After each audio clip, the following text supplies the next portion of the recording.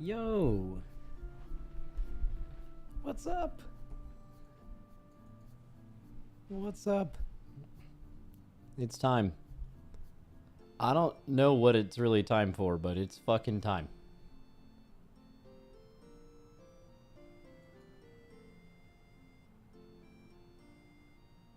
Wait, why is World of Warcraft giving me 1 day of game time? Wait, you get 1 day free game time as compensation for extended downtime on July 23rd, 2024. Oh, fuck yeah. Fuck yes.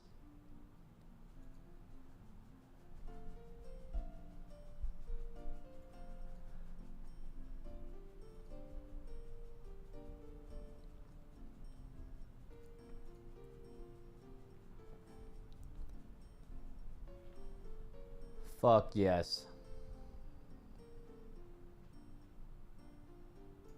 Dude, what's up? Wait, is there only one light on in here? What the fuck? There is only one light on in here. How did that even happen?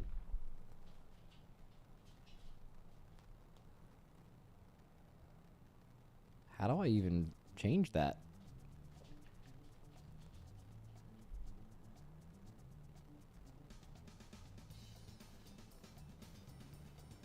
Here, let's see. Alright, we're gonna try to turn some lights on here. Oh, huge W. That's so much brighter. Little Reptar check. He knows what's up. Come here, buddy. Oh, hi. Oh, hi. Come here. Oh, hi. Oh. Oh, he's so sweet. Oh, hi, Reptar. You're the biggest dog. You're the biggest dog. Hey, buddy. Yeah, he's great. He's doing awesome right now. Potty C special was great. Yeah, I'm glad it went well. It was fun to do too. It was fun to do. Doc is live? Yeah, we watched it last night. So check the VOD if you want the live reaction to that. It was really cool though.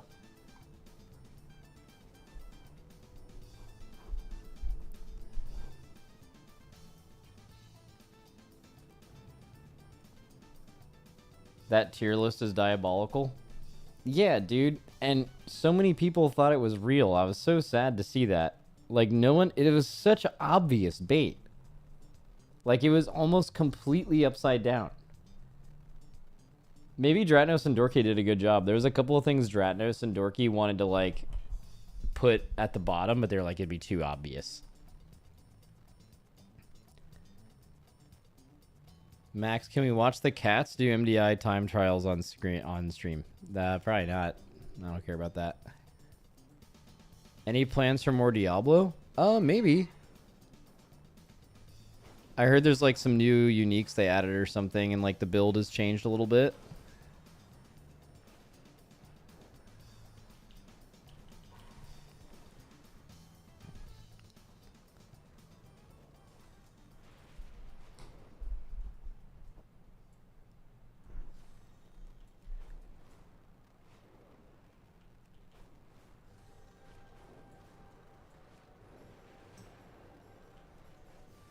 Dude, what do today? I don't know what the fuck to do. I could do some dungeons. Oh, I need to like fix my setup though.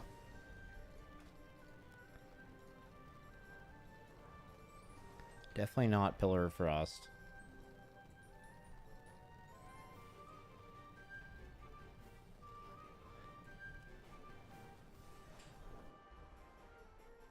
Prep the enhance. Yeah, doesn't enhance become 2-minute ascendance next week too?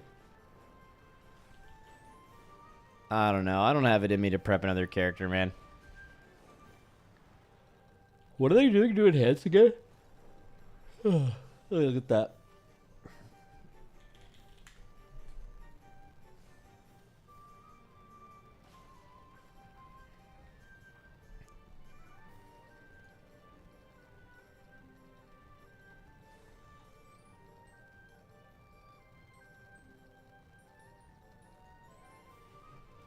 What's happening to Shaman here?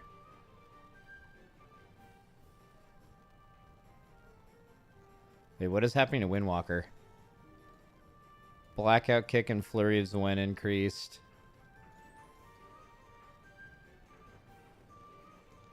Oh, those were good. That was a good bug. Shaman.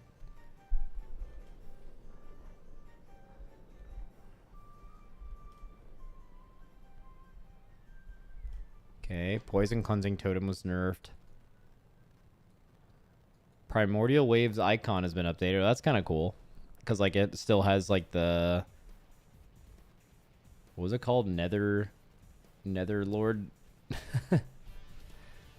What was the name of the fucking green covenant? Necrolord. Necrolord. That was it. Okay, Farce here. Ancestors prefer to now chain lightning your target. Now summoned with a historic shaman set. Okay, a little flavor. Stormbringer. Shocking Grasp is removed.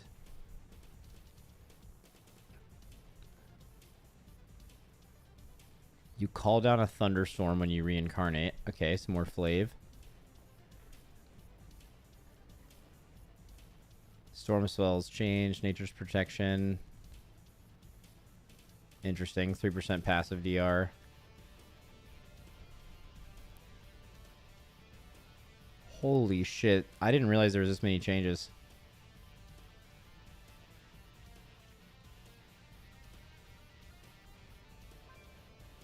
I feel like Ellie's got to be getting nerfed, right?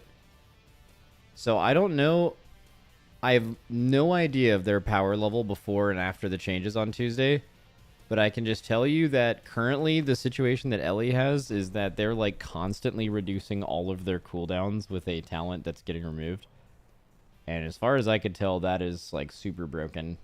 Like it made them super tanky. Their astral shift was like really short. What do you think of the rogue changes?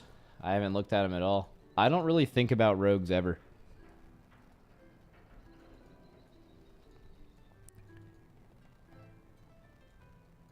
Enhancement. New talent, Flowing Spirits. Your damaging abilities have a chance to summon a feral spirit for 8 seconds. Replaces feral spirit entirely. Functions with elemental spirits and Alpha Wolf. I'm assuming it's a choice node. Here, you know what we should do?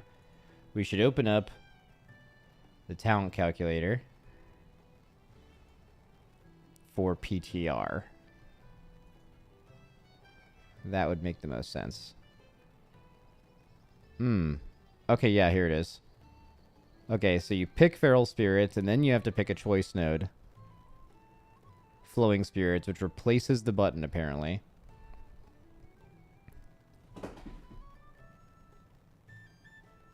And you have to choose that with Witch Doctor's Ancestry. Okay. I guess that kind of makes sense.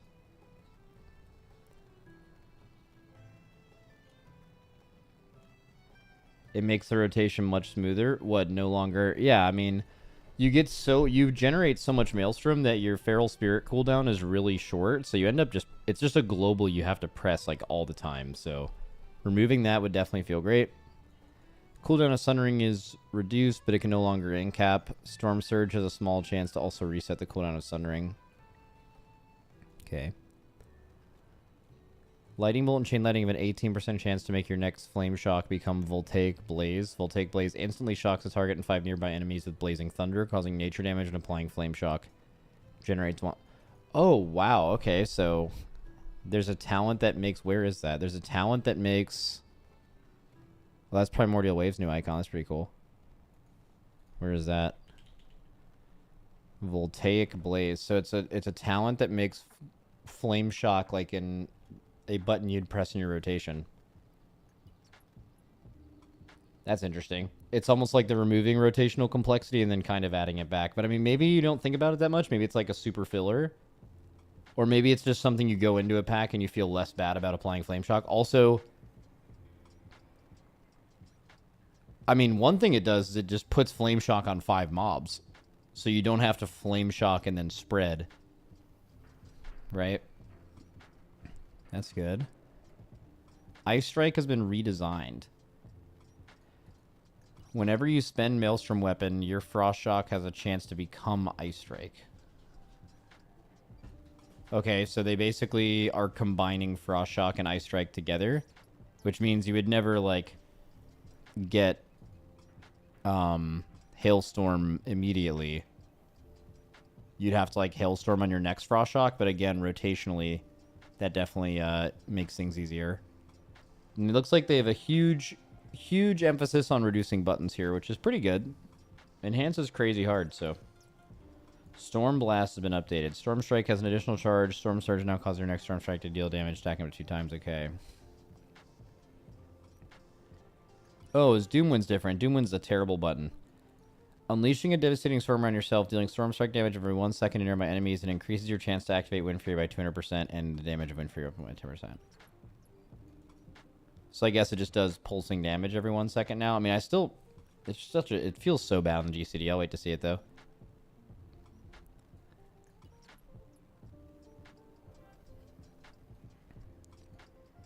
Oh, that's interesting. Thorum's Invocation has been updated, which is the thing that used to give you, like, hella haste, I think, for properly using Primordial Wave.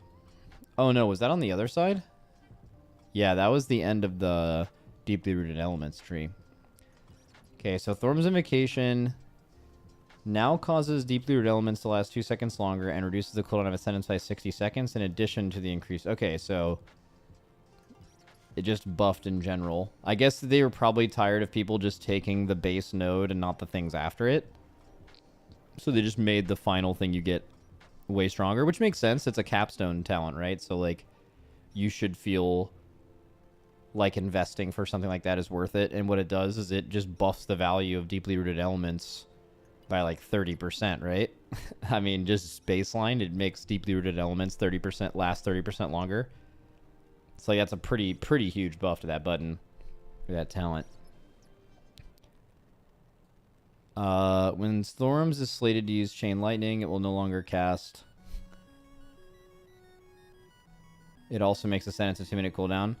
Yeah, I'm indifferent about that. I understand everyone on a personal level wanting 2 minutes because the entire game rotates around 2 minutes. But I also feel like, grand scheme of things, I think it's kind of lame that just, like, every class in the game is a 2-minute class, and I wish there was more variety than that. But also, like, anytime there was more variety than that, it, like, created problems, like 3-minute Unholy Burst, 3-minute Venthyr Moonkin Burst, 4-minute Ashen Hollow. Every single time they've actually made a 3-minute cooldown do as much damage as it needs to do to make sense for it to have a 50% longer cooldown than a 2-minute. It's just so impactful and powerful that it defines the whole game, so I kind of understand why they're defaulting to 2s, but it's also, I just think it's kind of boring.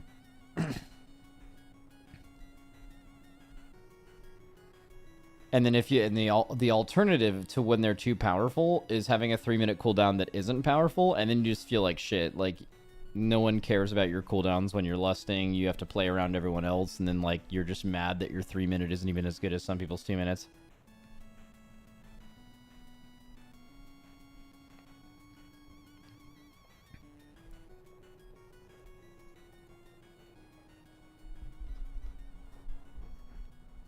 They nerfed Witch Doctor's Ancestry. Or that's not actually true. Right? Oh, no, they did. Because it isn't like a 2-point talent thing anymore, right? Or maybe it was previously a 1, I don't remember. Fire Nova is now unavailable when there's no flame shock targets within 40 yards. Okay, Deeply Rooted Elements now activates... Wait. Deeply Rooted Elements now activates from specifically these spells. And its chance to trigger was reduced to 3%. And now triggers on cast rather than on damage dealt. So, I mean, that just sounds like a pretty big nerf, right? Also, I believe Deeply Rooted Elements is deck of cards random. So, it's not actually 3%. It has, like, bad luck protection built in. But, let's see. In a future patch, we're going to change this to be based on Maelstrom Weapon stack spent rather than the cast of an ability that consumes Maelstrom Weapon and readjust the proc rate. Oh, interesting. So... they don't want you to feel obligated to spam 5 and 6 Maelstrom lightning bolts. They want it to be purely... They don't want a 5-stack lightning bolt and a 10-stack lightning bolt to have the same chance to proc deeply rooted elements, because it doesn't make sense. You're investing more resources. Yeah, I see.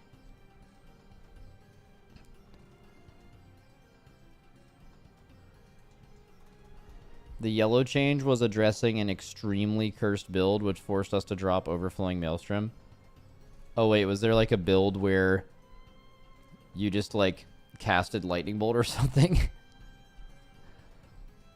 Like, or just used as fast as you could get Maelstrom, you just used it? You casted Chain Lightning in single target. Yeah, that sounds extremely cursed to me. Okay. Updated visuals on everything. Ooh, Hot Hands is now a visual on the character when it's active. Bro, are you going to be like fucking flowing with lava? Or maybe those hands are going to be hot.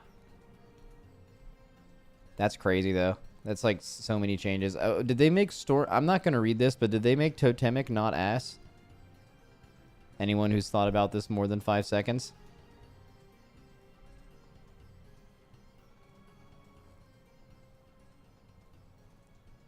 Totemic looks a lot better.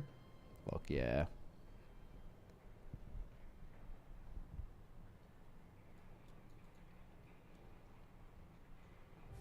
What other classes do I care about? Rogues? No. Paladins? Nah. Monks? Nah. Mages? Definitely not. Oh, a bunch of hunter changes. That's interesting.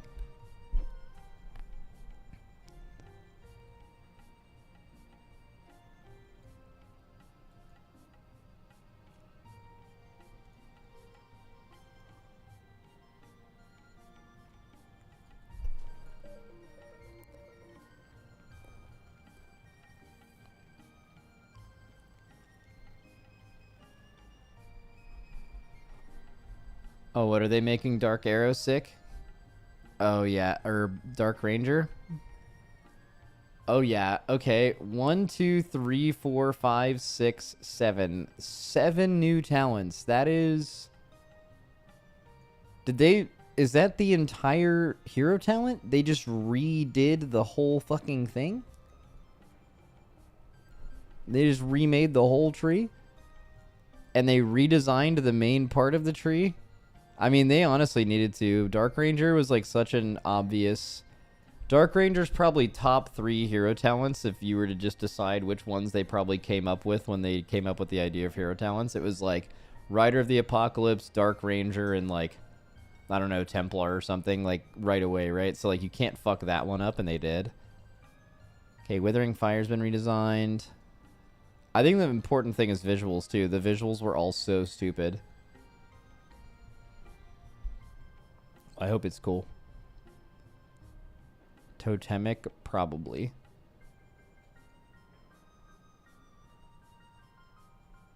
You think Totemic was top? Nah. Evoker. What about Evoker here? Okay, these are mainly because... Oh, yeah! A bunch of classes can become Dracthyr on Tuesday. What are those classes? It's probably listed somewhere on here.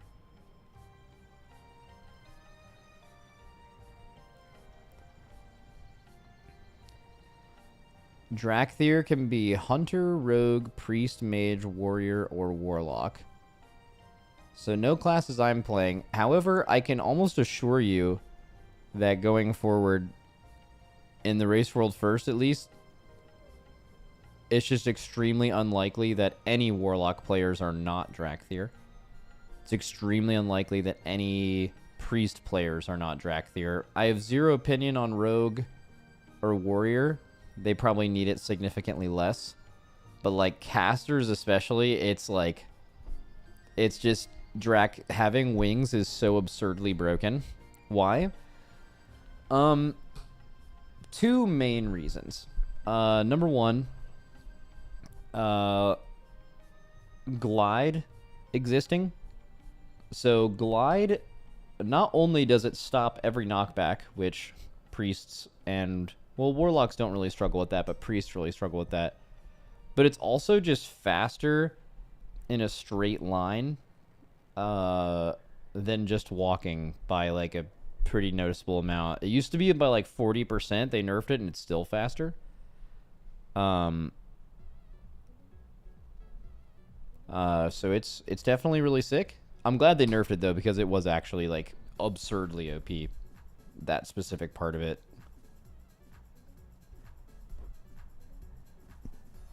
And speed is everything, so we'll still be this. Wing Buffet is nice. Till Swipe is nice.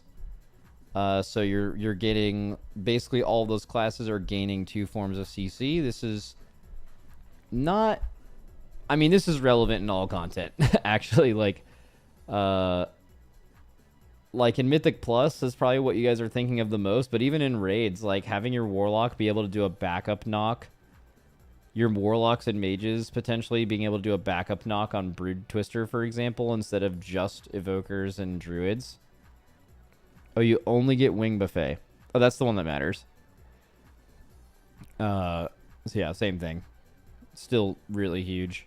I don't know what damage stat you get for being Dracthyr.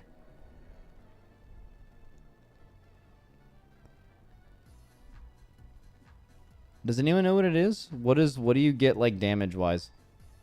You just get mastery, percent mastery. Nice. Yeah, the damage of races is usually like really close to other races. It's not, you might see someone in the race change races because of damage, but it's like just the smallest of margins. Usually the damage between races doesn't really matter. It's more the utility they bring, like Stone Form, super broken. On Ansurek, Gnome racial was really broken. Previously, Troll racial was like super good. Mecha Gnome right now is like good for Dam, but I mean like something like Glide, just having the ability to glide as a Warlock specifically is just going to, I mean, that, and Priest, it just absolutely gaps every racial, damage-wise, healing-wise. You'll just gain damage by not having to move as much significantly. The only problem is you gotta be a stupid little dragon. I guess you could not be in Dracthyr form, though.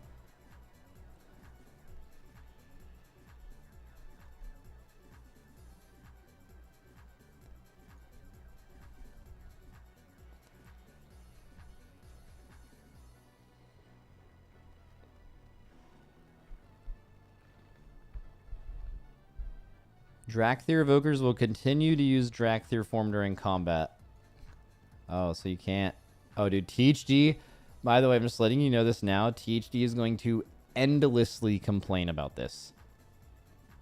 THD is going to complain about this until the end of time. It will never end. You will never hear a time where THD is not complaining about the fact that he has to be a Dracthyr.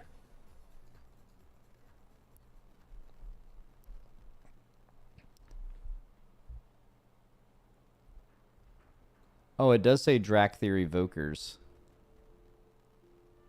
Wing Buffet no longer automatically shifts you to Dracthyr. Evokers will continue to automatically shift. Okay, so maybe other classes won't.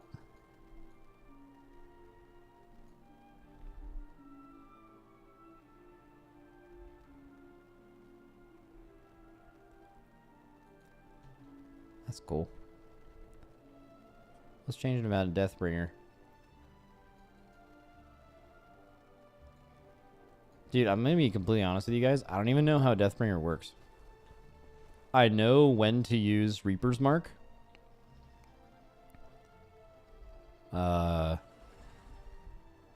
Because, like, I read somewhere where to use it. But I actually don't even know what it does. Like, I know that scythes come out of my character. And I know they do huge damage, but I don't know why. I don't know why that happens.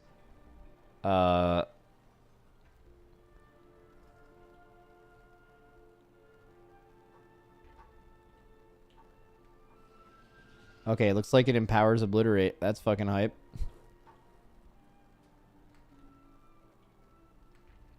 I thought you just use it on CD.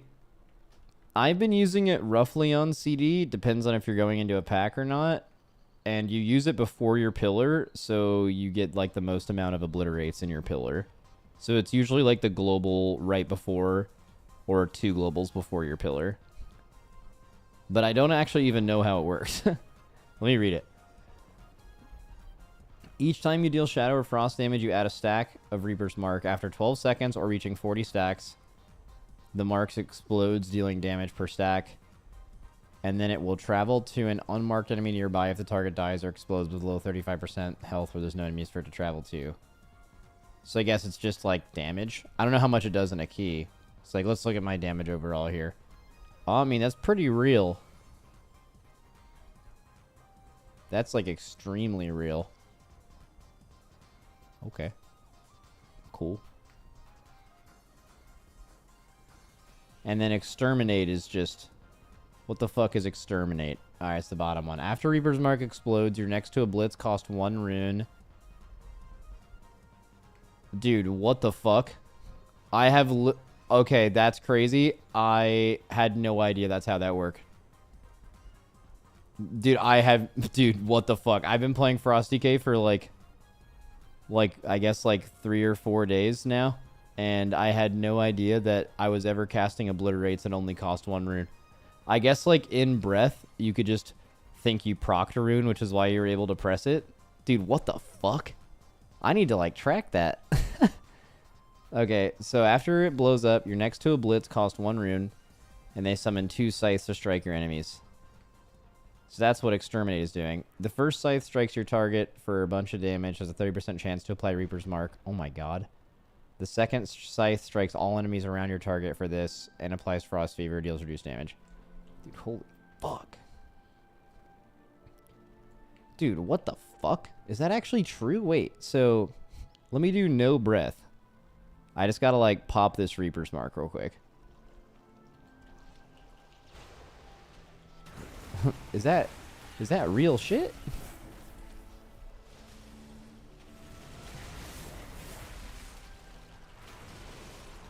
Wait, did it already pop?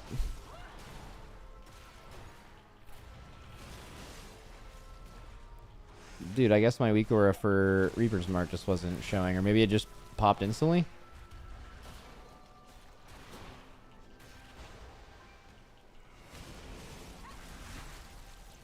The dummy has too low HP. It auto pops. Oh, fuck! Okay, give me a big old dummy here then. 5 seconds on this guy. Ain't no way I fucking...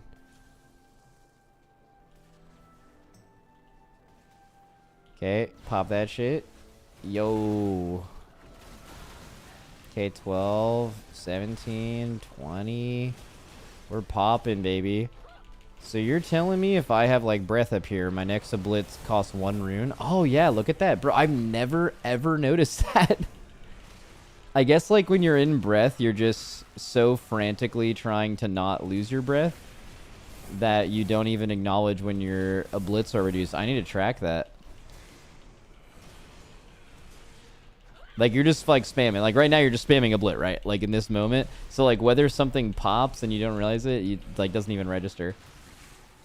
Okay, that's going to be sick. I need to track that. I need to see how that's tracked, though. So, like, let's pop Reaper's Mark here. Actually, popping it natty doesn't matter. Let's just wait till it pops. I just want to see, do I get, like, a 2-stack of something? Track it, why? To see when my... It's like right here. Your next Obliterate costs 1 rune and does Exterminate. Exterminate. So it's like... so you get 2 back-to-back Exterminate procs. That's not an easy way to track that. The best way to track it would be like... It would show the Obliter... It would show the... You're just gonna Oblit anyway, though. Yeah, but like... I think it's important to know when you're pressing a blit how many runes it's going to cost. Like, it's definitely important.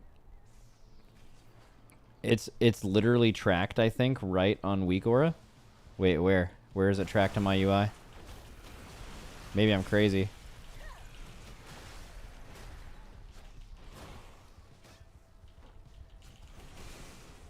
Where is it? So it's not that, obviously. So how can I tell my UI right now that my obliterate cost only 1? Doesn't say it anywhere, except for my buffs up here, which is obviously horrible. Yeah, it's not anywhere in my UI. I think the easiest way for me to track this is actually to copy Reaper's Mark.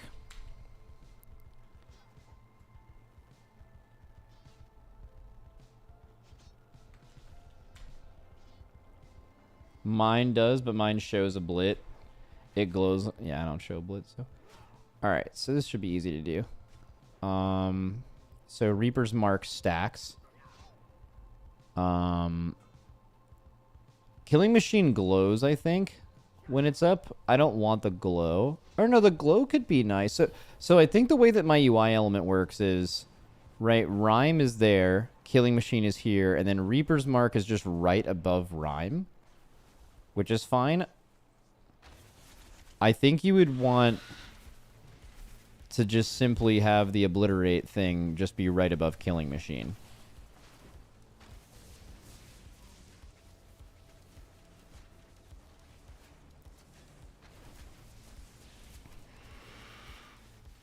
So I'll just put it right here, so that should be easy. Any weird triggers on this? Yeah, okay, so that works. We'll just duplicate this. Scythe. And we'll change the display. Instead of 100, it should be minus 100, right? So it goes right over that. Change the trigger to... let's find out the spell ID here.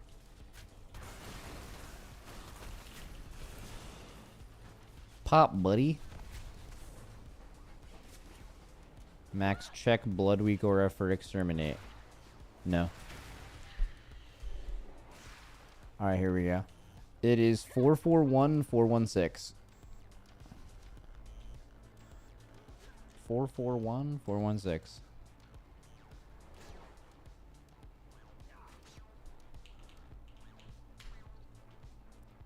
Fuck yeah. The only thing is we don't need stacks. It's not going to be a debuff on the target. It's going to be a buff on ourselves.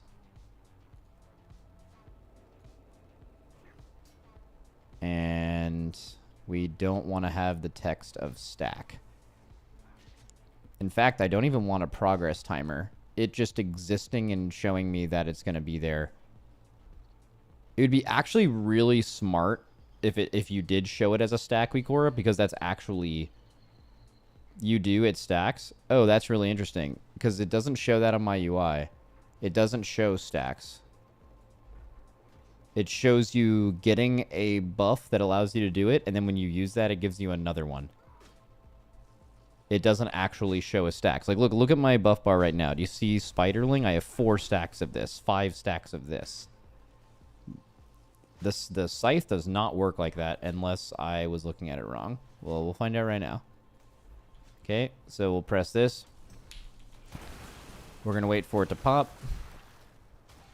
Hopefully it shows as stacks. That would be by far the easiest way to understand it. Okay. So yeah, it doesn't work. Because it shows only 1 stack, but as soon as I use it, it'll just show up again. Or it should show up again. It did show up again. Wait, the second one is a different spell ID! Wow! That's insane. 447954. That's so stupid. Update Atrocity UI? No. Updating Atrocity UI is insanely tedious. I will not be doing that. This is actually really easy, though.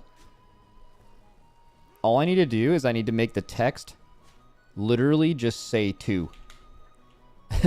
And then I also don't want the swipe thing. And I don't want it to show... I don't even want it to show the number. So it's just going to show 2 stack and then 1 stack. So I'm going to duplicate this again. change the spell ID to... So I'm going to make it look like a stack weak aura so it's more relevant to how you'd actually think about it. 447954. Okay, and so for this one, I'm simply just going to change the display to say 1. So it looks like it's a stack weak aura. So let's see how this looks. It's kind of cooked. Someone could make this into 1 aura and make it prettier, but I think functionally this will work. Right, let's see. So I have to wait for this to blow up.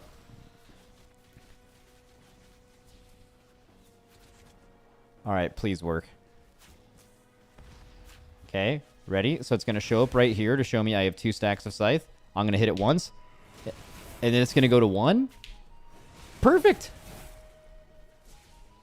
Amazing. Functions exactly how I want it to. That's perfect. Even though that's not how the buff's actually showing, that's how you'd think about it. Can't you place multiple IDs and trigger? Probably. I'm not going to think about that, though. I have no idea how weak auras work. You can have 2 triggers in a text condition. I feel like it's just faster for me to make 2. It doesn't bother me at all. All good.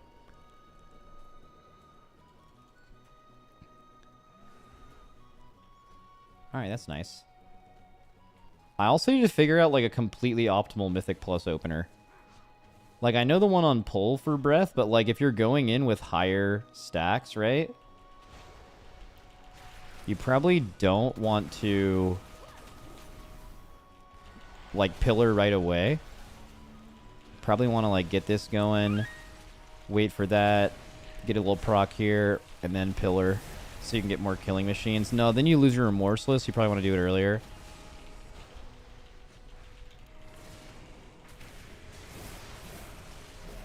Yeah, it didn't work.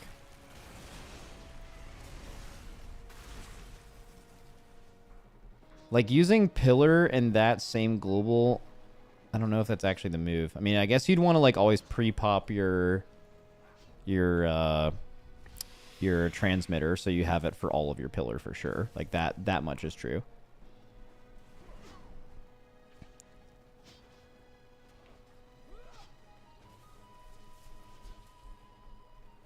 So wait, you can just proc Reaper's Marks, extra Reaper's Marks in a pack? Reaper's Marks travels... Oh no, it's Exterminate. After it explodes, you summon 2 things. The first Scythe... Okay, so it's just RNG as fuck, right? If I'm reading this right. Basically, the first time you oblit after you Reaper's Mark, there's a 30% chance that it just fucking casts it again. That's fucking insane. That's fucking crazy amounts of damage RNG. You just have like a 30% chance to just fucking pop the fuck off. That's insane. And I mean, obviously that could just keep chaining, right? You've gotten 5 in a... I mean, that's just absolute nonsense. That is like one of the most RNG things I've ever heard of. But fuck it.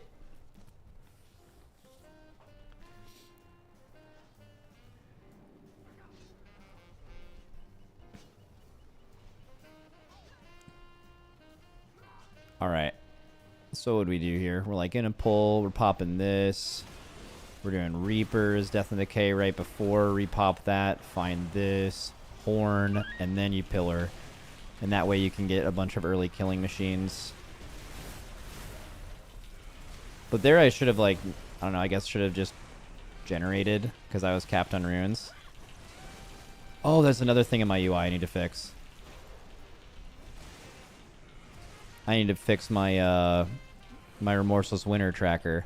Because in a situation where I'm actually going to fully extend it, I don't actually know when it's coming off cooldown. Like, it only shows when it's coming off cooldown the closer I get to 0. Like, here, let me, like, prep a perfect amount of resources here.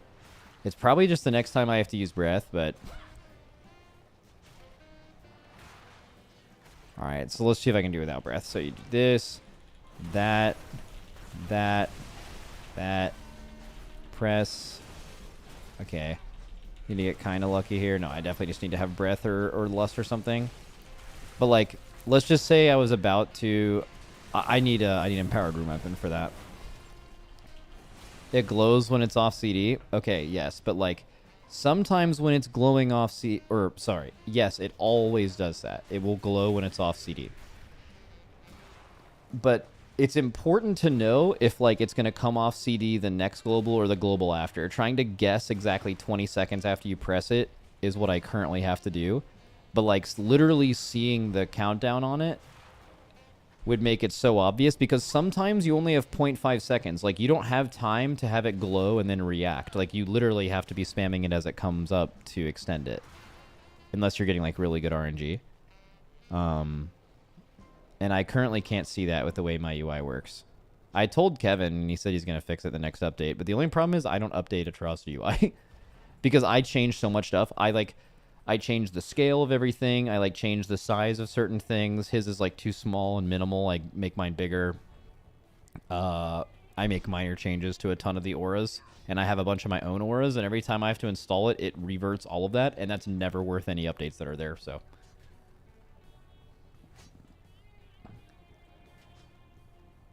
What is it? What if you just had the CD countdown on the icon and use a slim bar underneath for runic power that counts towards the duration of the active buff? No. So not... Yeah, it'd be like a slim bar on the bottom that shows the cooldown would be better for me. I like the way the rest of it works. Let's see.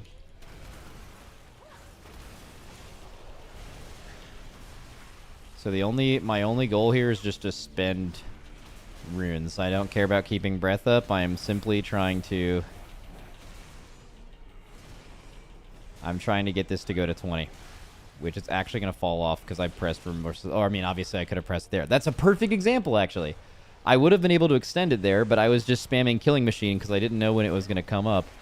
And then it came up, but I didn't press it when it came up, so I lost the opportunity to press it. It's like, there's no reason in your UI to create something where you have to, like, very quickly react to a glow. Like, you'd rather have it be more informative than that.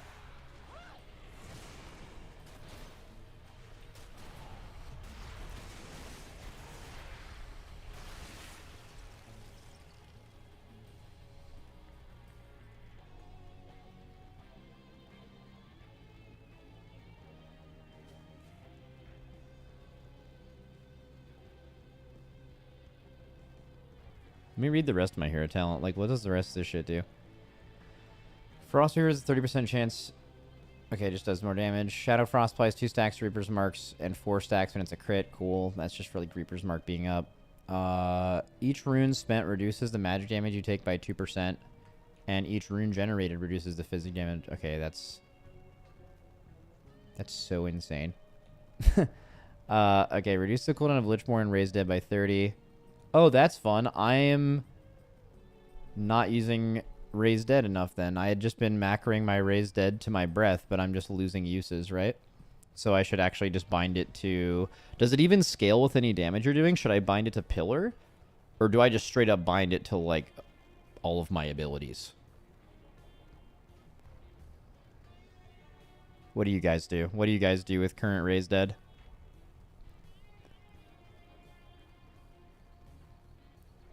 It scales with strength. Okay, you would definitely want to bind it with Pillar then. Does it still last a minute? Okay, it lasts a minute. You want to pop this literally on cooldown. It lasts a fucking minute. It has 60% uptime. You want to macro this to every ability. You don't care about it being on Pillar. Because if you have to delay your Pillar ever, and you're not wanting to think about Raise Dead, you would just be losing... There's no reason why you shouldn't pop this on cooldown every single fucking time. You would actually want to bind this to Obliterate.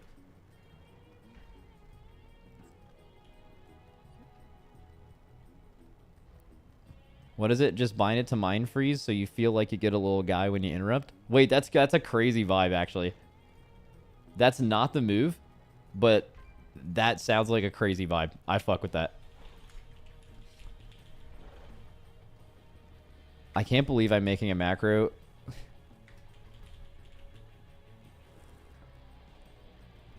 that how you spell Obliterate? Oh, W. Nice. And then, slash cast... what's this guy called? Raise Dead? Summon Ghoul? Raise Dead. Alright, that's one of the corniest macros I've ever made. Beautiful. What is it? If you oblit last global of a pack as it comes up, though, it's gonna be kind of low value. It's up for a minute. Who fucking cares? It doesn't matter, man. Also, at AoE, it's like turbo piss.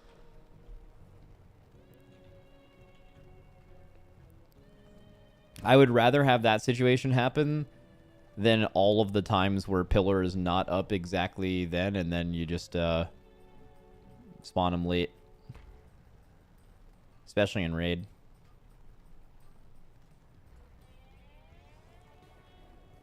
Max put a start attack in there too. Do you even need to do that anymore?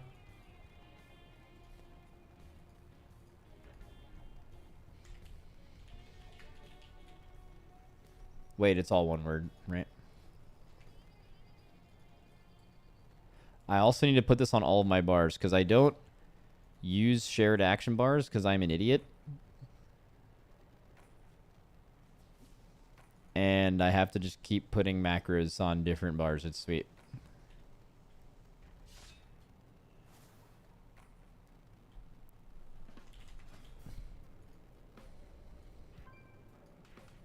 Wait, that worked. It was already there. Huh? How were you already there? Neither one of these use shared action bars, right? They don't. I'm so confused why that just happened. Oh, here's another thing that's weird. My A-bombs limb shows up for my other spec sometimes. Like, I don't have A-bombs limb right now, but like usually when I log in, it will just have A-bombs limb, sometimes even in raid. Which means that my A-bombs limb weak aura, its load condition is very weird. So let's see. It's obviously set to DK. Okay, it's set to spell known, so it's probably some weird-ass covenant shit.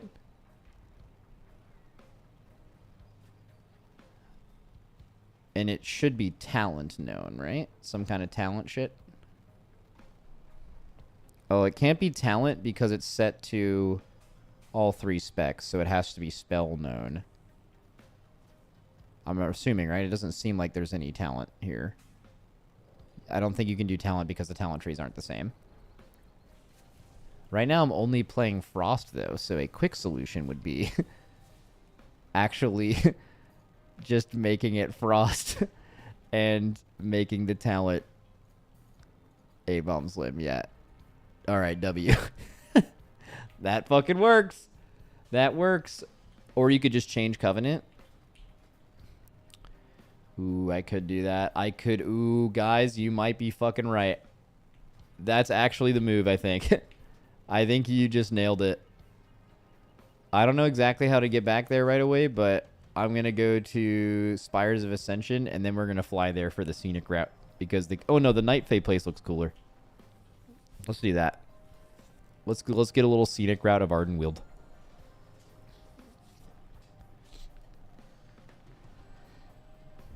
Stormwind Orbos? No. You guys are thinking too hard. We want to go through the scenic route.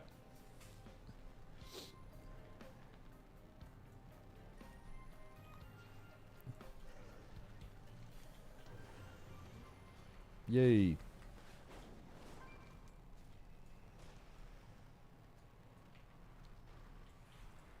Fly me to Orebos, big guy.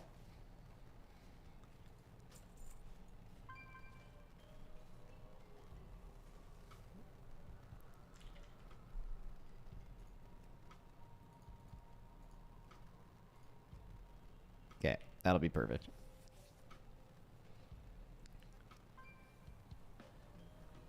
What is it? Have people started saying Shadowlands wasn't so bad yet? They usually do that after a couple of expansions. I have seen a few of those takes on Twitter, yeah. Shadowlands is fascinating to me because if you talk to like a high-end player, the beginning of the expansion was the worst because that's when you couldn't change covenants. Like a logical argument would be like the expansion got a lot better when you could change covenants, and that's true. But I also feel like if you were to ask someone right now, what was your favorite part of Shadowlands? They would snap and instantly say Season 1 because of Castle Nathria. And also because of the seasonal affix. A lot of non-high-end players actually really liked that seasonal affix in Season 1. Which is funny because Season 1's the only season where you couldn't swap covenants. In Season 2, they made the change halfway through Season 2 to where you could swap. So Season 1 was the only full season with non-swappable covenants. But I believe it's also when people enjoyed the game the most, which I think is pretty interesting.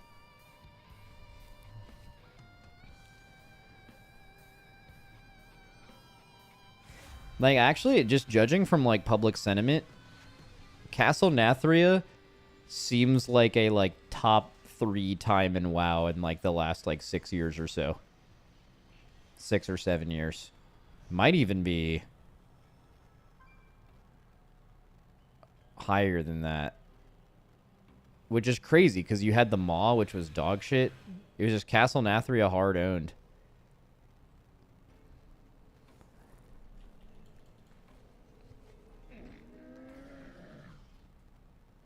Alright, time to change coveys.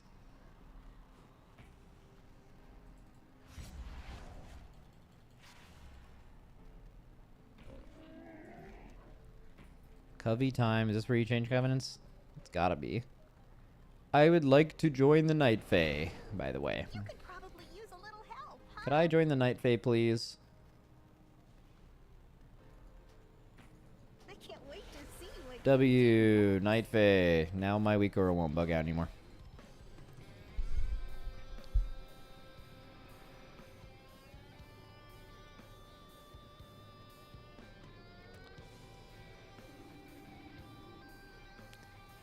Do you remember how broken it was to just be Night Fae for a whole expansion because it happened to be the one that did the most damage for you?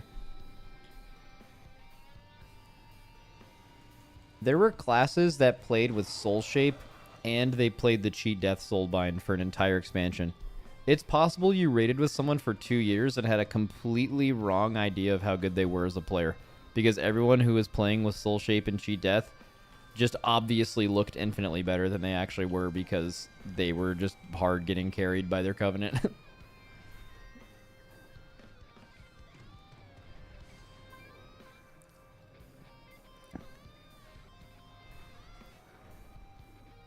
Dude, I'll never forget how dumb some WoW players can be with damage sims. Like, for a couple reasons. Number one, like, sims were meant to, like, test talents against each other and find your best gear on, like, an individual class level, but somehow, at some point, the community deluded itself into thinking that, oh, you know what we should do with these sims that are all of completely different quality and correctness? Let's stack them all up against each other and use that to determine who does the most single target next year. And by the way, we won't use any actual fights to sim. We will use 5-minute no-movement single-target sims, which applies to nothing ever. We'll use that, and that's the thing we'll use to decide what classes we think will be good going into a season. And then, so that's just in general. And then after that, Shadow Priests were currently playing Night Fae.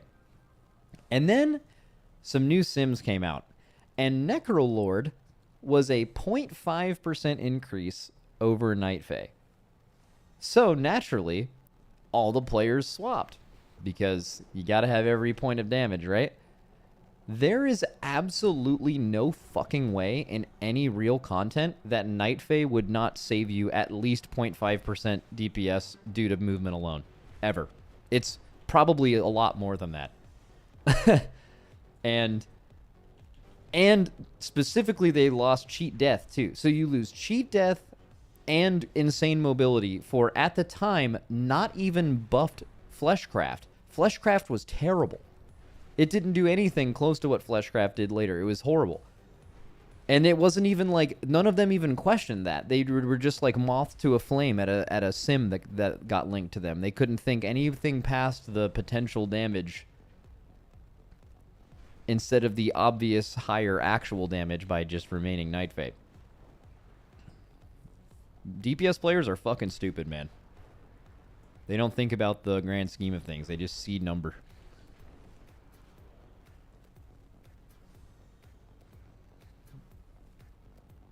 Get fleshed on. Yeah, that was a fucking amazing clip. It's also... I hate it too because, like, I think the class and spec trees are really good for this game. I think the hero talents are really good for this game. Like most things that are like brought into WoW, I think hero talents will probably be at their best 2 years into this expansion, like every other thing they've made in the last 10 years has been. Not great initially and then much better over time. Although I do think some early hero talent trees are really good and show a lot of promise and stuff, but obviously I think I think only 2 specs in the game actually swap between their hero talents, right? Like, it's so majorly dominated by one of them. It's going to take a long time for that to actually work out. But, like, dude, I remember looking at a couple of healer spec trees last year and a couple of tank ones, and I remember having a lot of conversations about how these different builds make sense for different dungeons and, like, even different groups or different key levels. Like, you would play, like... You'd either play Sigil of Chains or no Sigil of Chains. You'd play the tanky build. You'd play the dorky build. You'd play the now build. You could play the Chinese build. There was like 5 different builds of Vengeance Demon Hunter, because tanks actually allow you to do that. Like, tanks can make decisions that remove damage from their kit, but either give them defensiveness, which is part of what they do, or give them utility, which is also very important to what they do, since their damage matters less overall to the group. And those decisions are interesting, and they were worth thinking about, which is fucking cool. DPS cannot have this. They tried this. Why do you guys think things like fucking Solar Beam and Netherwalk and Fell Eruption and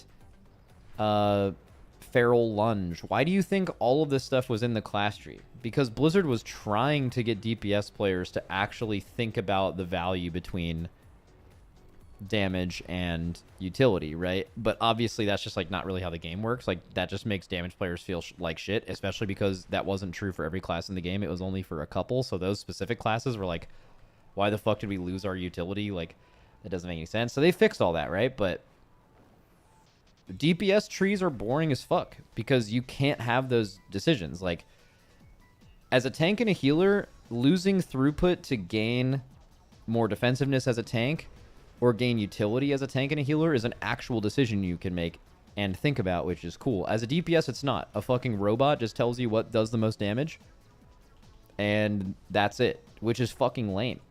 As a tank, you could actually like, even as like a newer player, you could just like look at your talents, pick them, and then like go into a dungeon and be like, I feel like that didn't have a lot of... Let me see how much healing this absorb did on logs over the whole key. Oh, that's not a lot. Maybe I'll actually take the shorter cooldown on my bark skin or something. And like, it like totally, all those things make sense, and it can like form to a specific situations.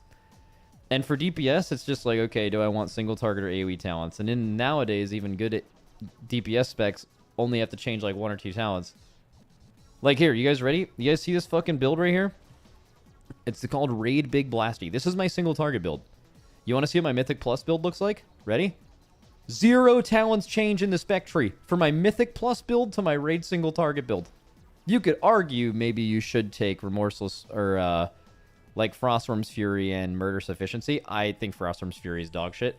Also, Blizzard shout out, you should swap where Murderous Efficiency and Inexorable Assault are. That would be so fucking amazing, because then you could just take this instead of that and not lose Icy Death Torrent, but you lose literally no talents. It's the same shit, right? You only just change your class tree to get like some utility in dungeons, which is crazy. So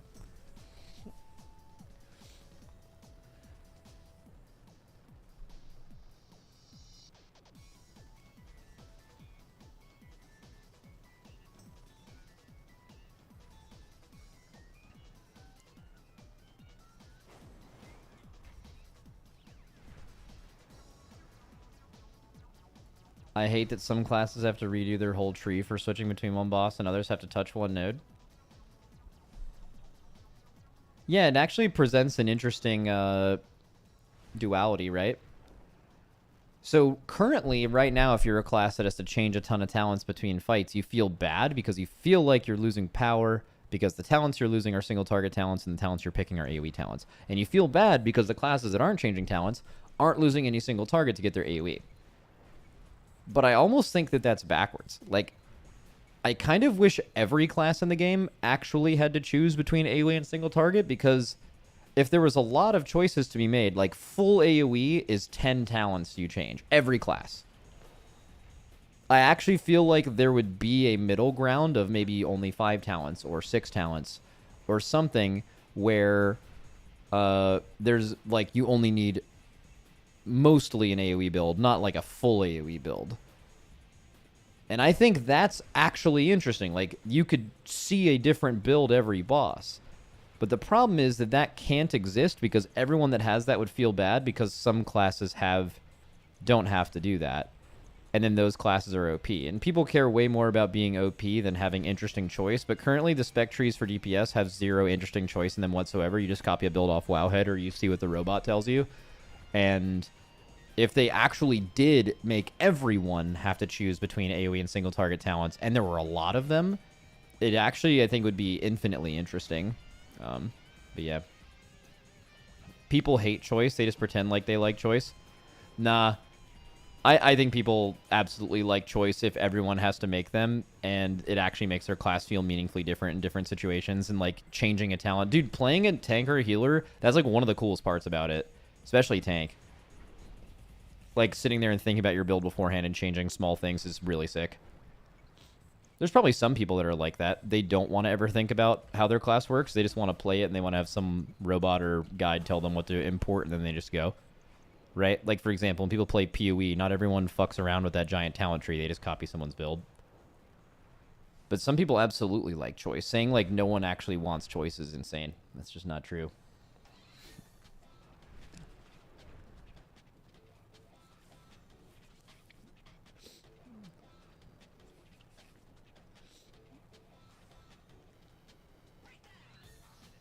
Max, thanks for the potty see yesterday. I was audibly laughing at 3 a.m. in a silent house over the North Korea defect rate thing. Yeah, I can't fucking believe... I can't believe that that actually happened. I don't even remember that. But apparently that happened. I lost so many points on it, too.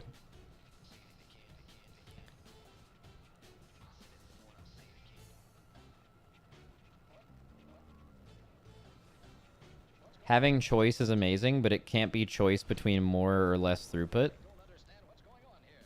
It actually can be the choice of more or less throughput if it's changing what you're going into. Like in Mythic Plus, there's always going to be a build because Mythic Plus is the same fucking thing over and over again. Pull big pack into another big pack, into another medium-sized mini-boss pack, into a boss, and then you just repeat that. That's it. That's Mythic Plus forever, right? There will always be one Mythic Plus build. Maybe there will be like a... If classes actually had good talents, maybe there'd be a dungeon that was more like Theater of Pain, right? Less big pulls and more like smaller pulls with huge mobs. And then maybe you'd play more 2 to 3 target talents. But right now, there's no difference between 2 to 3 targets and AoE talents. They're all the same. Like the experiment they did a couple years ago where they tried target capping different classes at different numbers with the intent of making the classes that were capped at 5 be way better than uncapped AoE classes, but uncapped AoE classes could do uncapped AoE, and 8 target classes could do 8. But like that's just shit because the uncapped AoE classes just did as much damage to 5 targets as the 5 target people, and then like why does this even exist? The rest is history. They changed it, right? But it's yeah, I don't know. I think if you had talents that weren't just random number generator, which one is the best, and they were more tailored to a specific situation, I think that would be cool because the game actually gives you different situations, especially in raid fights are like never the same, right? Like you get your pure single target fights, but then when you're talking about AoE on a fight, it's like almost never the same as another fight. It's like a completely different amount of mobs. It's a single mob you have to swap to. It's 2 or 3, it's 5, maybe it's 10, but like it's never the same. It's not static. So like you could actually have really interesting talent choices. But like I said, when they were given the decision in Dragonflight of half the classes in this game don't have to change talent points for AoE and half of them have to invest an insane amount, they chose to go down the path of, okay, let's make everyone feel better about not having to change talents between AoE and single target that much, instead of the let's make everyone do this. Because I think the make everyone do this would have actually been better for the game, personally. But also, I could see an argument where that'd be much harder to balance. Because, like, balancing this game is already an absolute nightmare. Like, it's probably completely... It's completely impossible to actually fully balance a game with this many specs that do this many things, and combat type is so different, right? You'd have to like balance the game perfectly. You'd have to do like what Final Fantasy does, which is like basically only make single target fights, right? Dungeons are not competitive content in that game, and raid fights are like 99% pure single target, and they only have to balance the game off of pure single target. Like WoW can't come anywhere close to that. Like you have competitive content with AoE, with cleave, in all facets of PvE. That is and classes are obviously built to excel in some of those areas, and maybe not other areas, but certain ones for that class they're good at. Like the tuning challenge of making the game not homogenized like that is an actual like impossibly hard to do.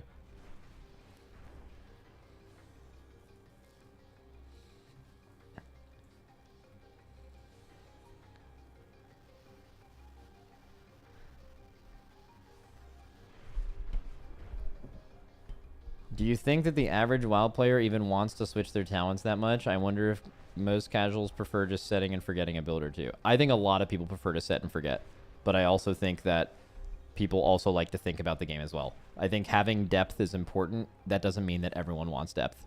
Or if there is depth, there's a way around it where you can just copy and paste, which is what everyone does now.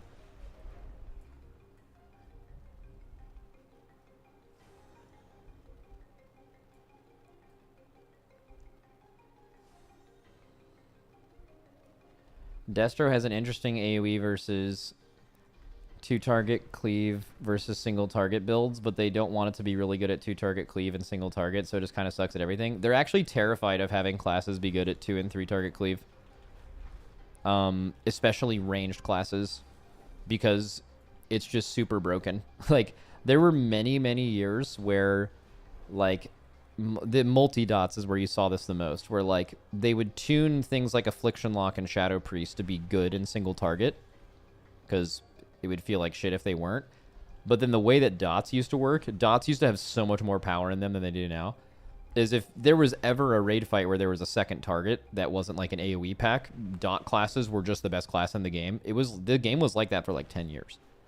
Where dot classes were just better than everything when you had another target, right? Something like Coven of Shavara, or what's that one boss called? Queen's something? Internal Palace? The Queen's Court, like Queen's Court, right? Like a daughter class is just, you just can't win as a non-daughter. But they've nerfed dots a lot because of that. So I can promise you, you're actually right. Like, they are probably terrified of Destro being good at two-target because it's so common that it would just be too good to compared to everything else in the game. Even though, like, like, if there is going to be a spread-out two-target cleave class in the game, I feel like it should be Destro. Like, it kind of historically has been, like, but Havoc has just been nerfed so much that they're just obviously terrified of it being good. Like, can you imagine how fucking good old two-target Destro would have been on, like, Queen Ansarek, for example? Where it was good at single target, but incredibly cracked at two-target. They would have hard carried P2 Ansarek, and they would have been the best Acolyte damage in the game. Actually, I think the historical best Acolyte damage in the game would have been Venthyr Moonkin, right? Like, I'm pretty sure what you would have done in Shadowlands at the end of Queen Ansarek is you would have just had Venthyr Moonkins pop their CDs during the Lust, and the 5 Acolytes would just die to Starfall. And everyone else would just hit the boss and not move.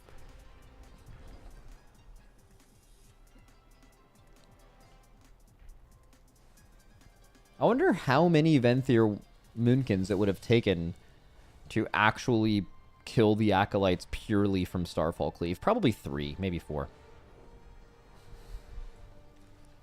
Oh, with Spy Masters too. Okay, less than that. Forgot about Spy Masters. That's a trinket. Oh my god, could you fucking imagine Venthyr Moonkin with Spy Masters? That would have been completely illegal. What about fucking Ashen Hollow with Spy Masters, dude? Old Holy Pally Ashen. Jesus Christ. Perfect cooldown timing for it, too. I mean, honestly, it probably wouldn't even be good. I'm actually certain it wouldn't be good. Right? Because, like, Ashen Hollow was so broken that no one was going to die with Ashen down. So what's the point of buffing it by 1,000,000% with Spy Masters? Outside of doing damage, of course. You'd actually rather have more throughput in the down times to stay alive, I'm pretty sure. Like, doubling down and tripling down on Ashen like that doesn't even make sense. Max, they're going to have to send Spy Masters into the Shadow Realm before Season 2? Yes, they are. But they've done this before. Like, the last two expansions, they've been really good at making sure that gear is not good going into the next patch. So the worst they were ever at it is in Vault of the Incarnates. Well, not Vault of the Incarnates, like going into the next raid. So going into Aberrus, like, the very rare loot was super cracked in Vault of the Incarnates, which, speaking of which, kind of interesting, very rare discussion. They've kind of made very rare loot go back to being OP like it was in Vault of the Incarnates. Right? Actually, I don't know if that's true. Not quite. I mean, the very rare loot in this raid is really fucking good, though. I mean, I mean, it's not. Like, the cloak is, like, okay. The healer ring's pretty fucking good. And the Ansurek ring is the Ansurek ring, like, really insane for classes that do nature damage or something? Because it's not insane for classes that don't do nature damage. It's, like, a normal amount of damage. It's not OP. Like, if crit mastery isn't a good stat for you, it would be very surprising to me if you used that ring, which tells you it's not OP.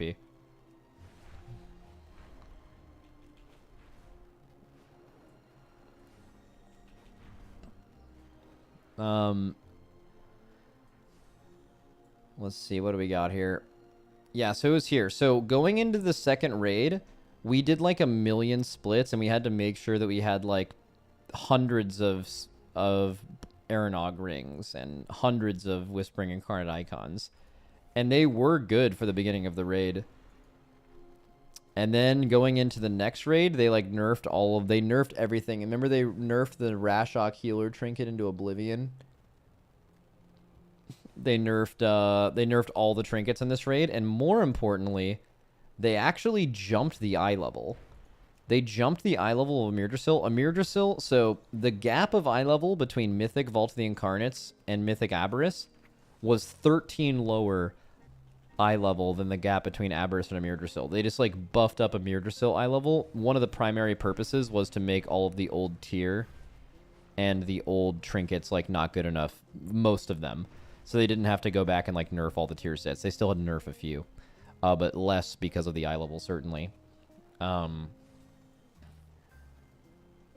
And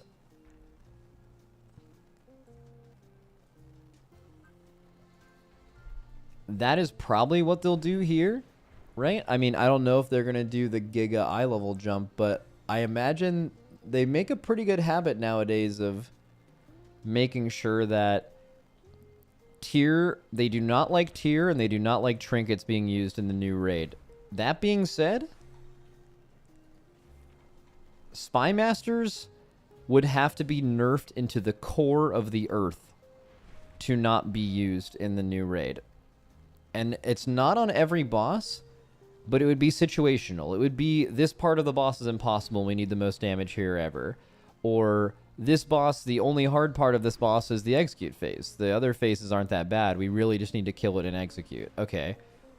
Even if Spy Masters was lower eye level, it would probably still be if they did like a normal trinket nerf to it in between tiers, it would probably still be the best trinket for that fight, and it would probably be the best trinket for specifically that phase. It would probably not be the best trinket for overall DPS, but it would be the best trinket for doing the most damage in a small amount of the fight that actually matters. So there was a trinket very similar to this, actually, in Battle for Azeroth called Coral. It was an Eternal Palace and off of Lady Ashvane. There it is, Ashvane's Razor Coral. So this was Spy Masters before Spy Masters, and it wasn't stats, it was a damage proc. So basically, it just kept adding stacks of the coral, and every time it would add stacks, it would just do damn, basically. And then when you would do the on use of this, it would give you a bunch of crit per stack you had. So you would pop this with your cooldowns later in a fight and just like, especially if you lusted, and just fucking smoke the boss.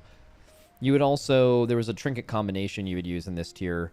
There was something called an ink pod off of Orgozoa, and what you would do is this thing would basically stack damage the whole fight, and then at 30% it would all pop, and it could crit. So guess what you did?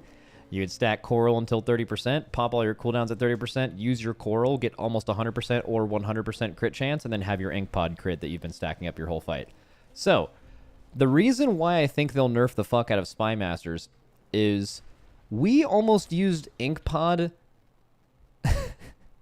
We almost used ink pod in Castle Nathria. Just for reference, the Eternal Palace was 2 raids and an expansion before Castle Nathria. And not only did we almost use it in Castle Nathria, we almost used it on the last fucking boss on Mythic of Castle Nathria. Right? What did I just tell you before? What would be an ideal situation for Spy Masters? A situation where P1 and P2 were remotely similar in difficulty, or like they were not super hard in difficulty, but everything that mattered was just the damage you could do from 30% to 0. That's basically Denathrius.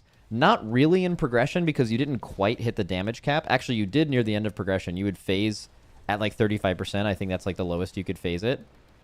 But then it was just the last phase burn was everything, right? Isn't that an absolutely perfect situation for Spy Masters? Isn't that an absolutely perfect situation for Inkpod? So we did the math. We did the math, and it was certainly an overall fight DPS loss, but it was like,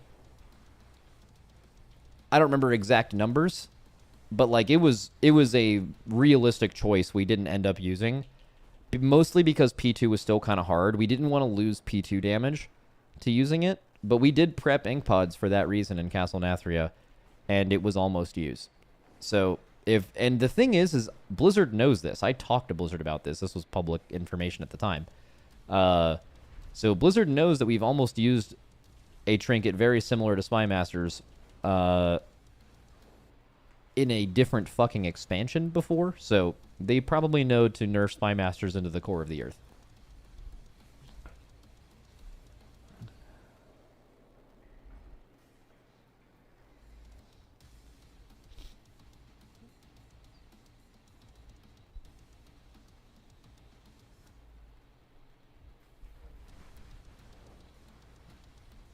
How much of a nerf would it need? Spy Masters? I don't know for sure, but I mean,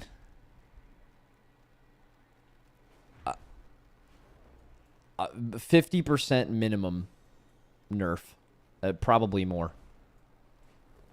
If they nerfed it by 50%, there is still a decent chance it's the best trinket for a specific fight, but it kind of depends on fight design.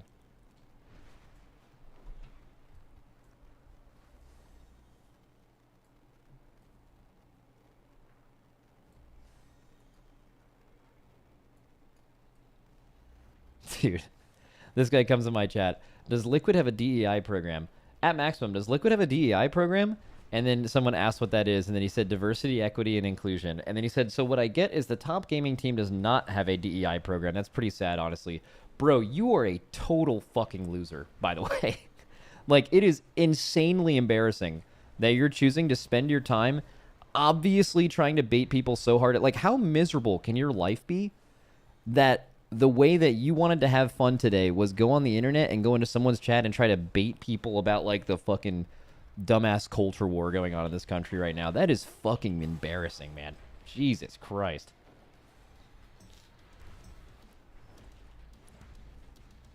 What an absolute fucking loser. Alright. Let's see. He will damage the boss morals and shit. Yep, absolutely.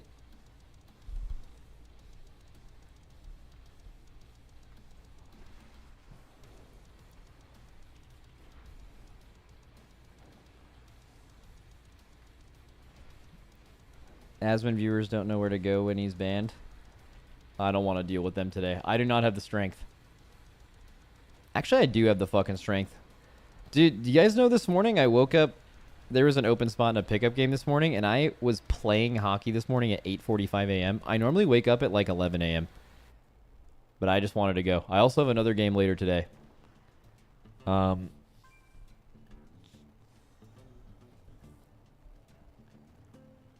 I didn't get a ton of sleep, but honestly, getting like a workout in early in the morning, the reason people don't do it is because it sucks. Like waking up and being like, I want to go work out right now is not a natural feeling, right? But like when you do actually do that, it definitely fucking owns. Like those people who do that are onto something.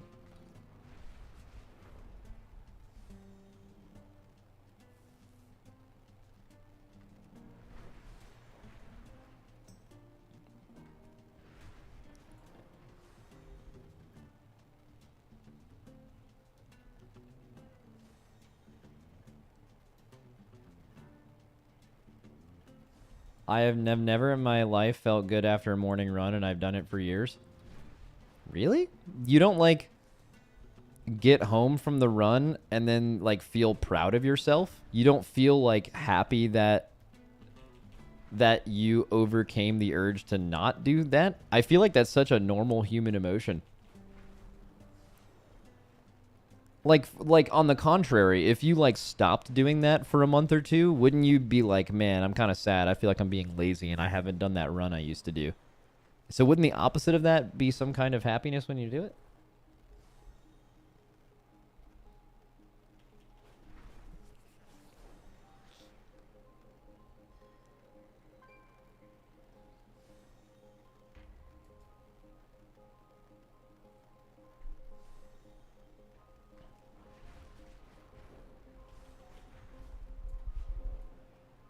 Max, are you gonna run any keys today? Dude, I don't know. Right now I'm just yapping. Oh, I also need to eat food though. Is there a world where we watch something real quick and I can eat? I don't even know what the fuck we would watch. We already watched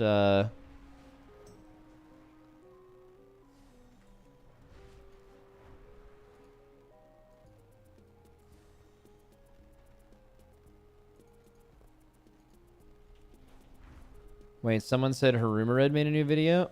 Oh, no shot. Please don't be some boring ass lore shit. Come on. Come on, baby. Give me a banger. Ooh, it's a fucking banger too. And it was less than an hour ago. Oh my god.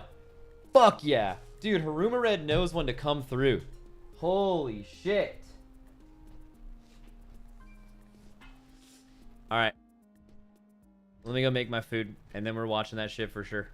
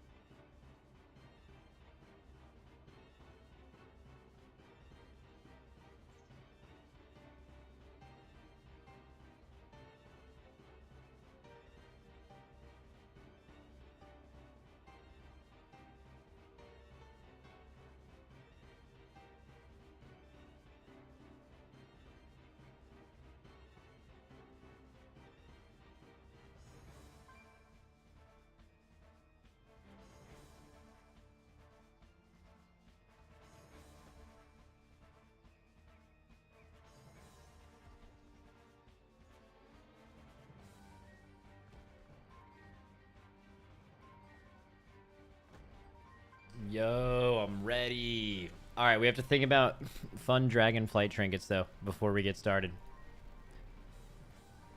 All right, top 10, huh?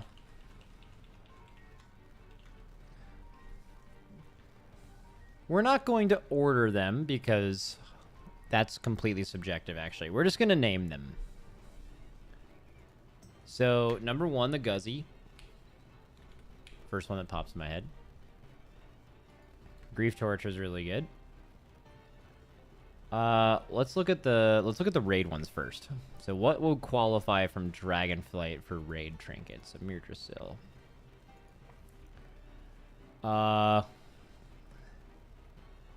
Augury, super fucking basic. All of this stuff was like really fucking basic. I guess if was it based on power level or how cool they were? I guess Rage Heart is kind of cool. Like, other classes use it a bit, and it was really powerful. But, like, mostly because, like, the game wasn't balanced defensively, so... I don't know. Tendril Bolorololos. This one was pretty cool. This was used and was, like, kind of sick. You can select just trinkets. Oh, you're right. So smart. Ashes of the Ember Soul is just a 2-minute on-use trinket. Nothing super significant here. Signet Brand, I hate this trinket. Naimu, no. Pips is just like a stat stick. Okay, we need to watch the intro to this, which it looks like he does a Raid Shadow Legends ad, by the way, which is very funny.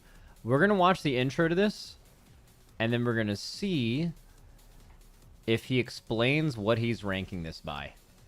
With Dragonflight over and moving into the War Within, now would be a good time to discuss some of the fun we had with our dragon friends. Fun in the form of unique trinkets that enabled our abilities to great heights.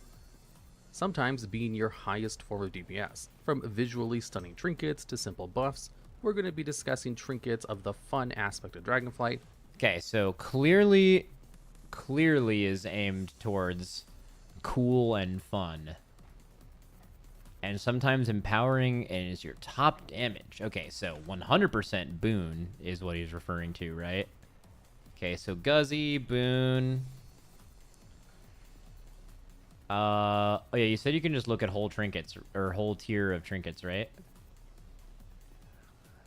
Beacon. What the fuck is Beacon? I don't even remember that. Oh yeah, Beacon. Oh, that one.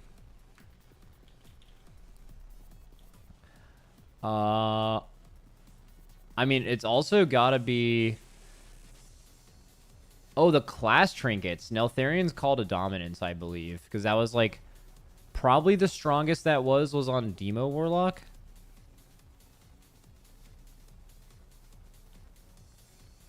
Did we say boon?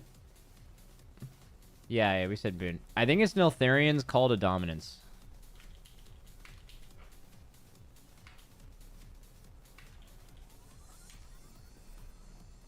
Okay.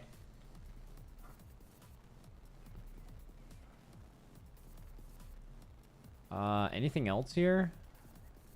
Rashok. Oh, you guys want to throw in a healer trinket? Rashok's Molten Heart was so fucking broken. I'm just going to throw that in. It's not even fun, really, but it just made you have infinite mana, which I guess could be fun. That's like a healer's version of something that's doing a lot, right? Like, Max, is it just raid trinkets or one from Shadowlands dungeons? No, it's definitely like the whole expansion, dungeons included, which is why we're going to have to... I'm just doing the raid ones first because they're easy to find. Maybe... I feel like he said, or just simple stat sticks, and I feel like once he said that, they're referring to like pips or like the very rare trinket from Vault of the Incarnates or Chromatic Essence, which are just like the stat sticks that happen in that expansion.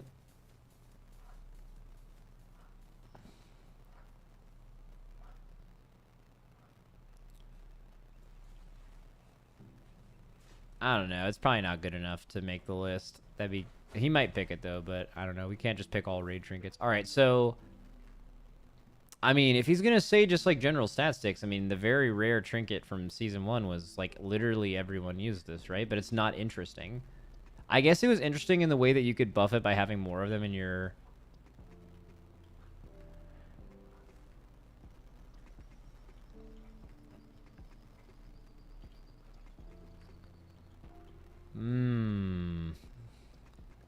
Let's look at the Mythic Plus trinkets first. This is going to be really fucking hard to do. So we can do this. We can just look at the actual dungeons from this expansion, but I don't want to go through and look at all the random dungeon ones. We may just like ask you guys. So Puzzy Bee is good. A lot of classes use that. Hey, stop that, Ella. Algathar, Brackenhide. The Festering Splinter was kind of interesting. Maybe he'll do some tank ones. Iridius Fragment was strong, but... I feel like you'd do the Puzzy Bee, maybe, because it was just so much stats. Nah, nothing here. Ruby... Nah, some of these trinkets were good, but they're just not interesting enough. No Kid Offensive. No. Oldemon. Hey. The Ruby Pet Trinket will be mentioned. Oh yeah, wasn't this like super fucking broken at some point? The Ruby Whelp, you could like do some shit to like train your dragon or whatever.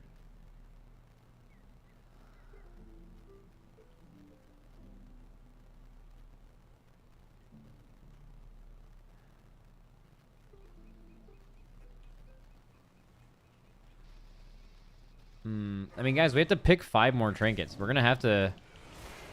There's like no way we're gonna get this whole list right. Especially with something as subjective as this.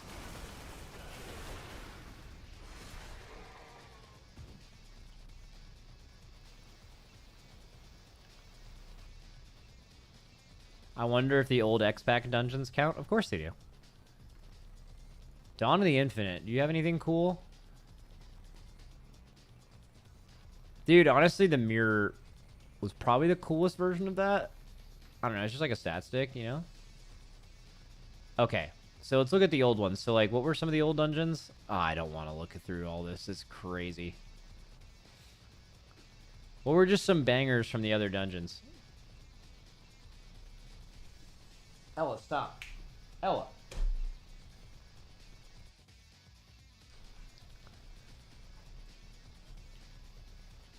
There's no way he includes trinkets from the other expansions. Of course he will, right? Like, the dungeons that were brought back and played in a Mythic Plus season and you were able to get loot from them and had best in slot items was just as much a part of the expansion. Right? Court of Stars Whetstone? Bro, that trinket is basic as fuck, isn't it? I mean, maybe. I'm gonna put the puzzle box. Do you guys have anything else you guys feel really strongly about?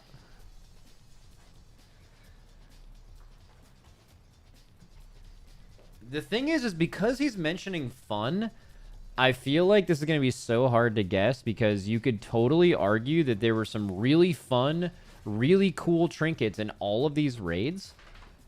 And they weren't considered the best based on the robot telling you what does the most damage, and you never used it and are completely unaware it exists, and someone would mention it, and even if it's the coolest trinket ever, if it wasn't powerful, you're just going to be like, nah, that trinket sucks.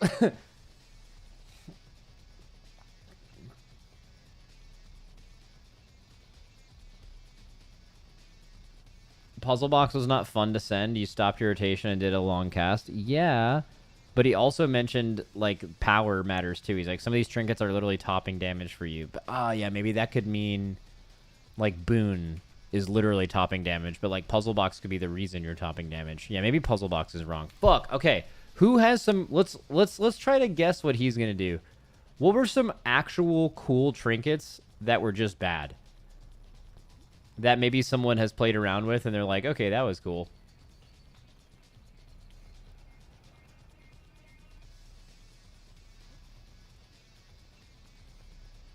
Seedling.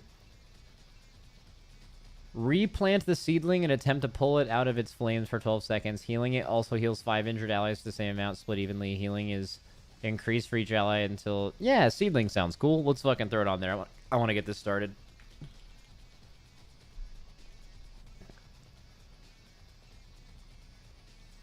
Max, he's a healer, so he's going to say Ire from Nelth. No, I mean, he's a healer, but other people write these scripts for him, and then he just narrates it, so that doesn't matter.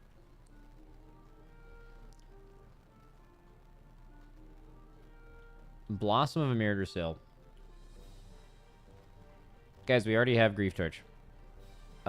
Equip an ally. Healing an ally below 80% grants them Blossom of Emirdersil, healing them for this much. If the target is above 95 and it expires, it'll spread to 3 nearby allies.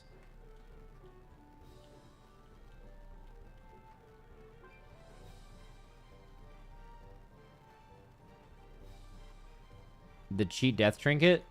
I mean, they're so basic, right? Cheat death trinkets. Fuck. Anvil and spoils? What the fuck is spoils?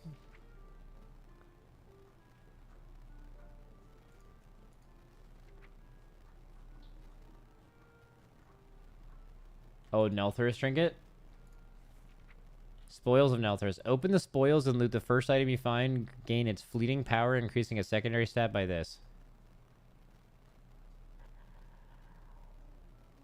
Isn't that... So it's a 2-minute on-use secondary stat gain? Your spells jostle it? Nah. Just... Fuck, there's not that many interesting trinkets. Or maybe there are, but there's... Dude, I don't know. Can we just watch the video and just go in with these 6? I feel like trying to, like, narrow down the 4 funnest, which is totally subjective, and coolest. Let's just fucking watch it, dude. I don't know. Maybe, hopefully we get these 6 right. While also considering the raw power. And at number 10, we have the Ruby Whelp Shell. This trinket... A few of you guys knew it. We should have known. We should have fucking known. Can be obtained from the first boss of the Ruby Life Pool dungeon on any difficulty.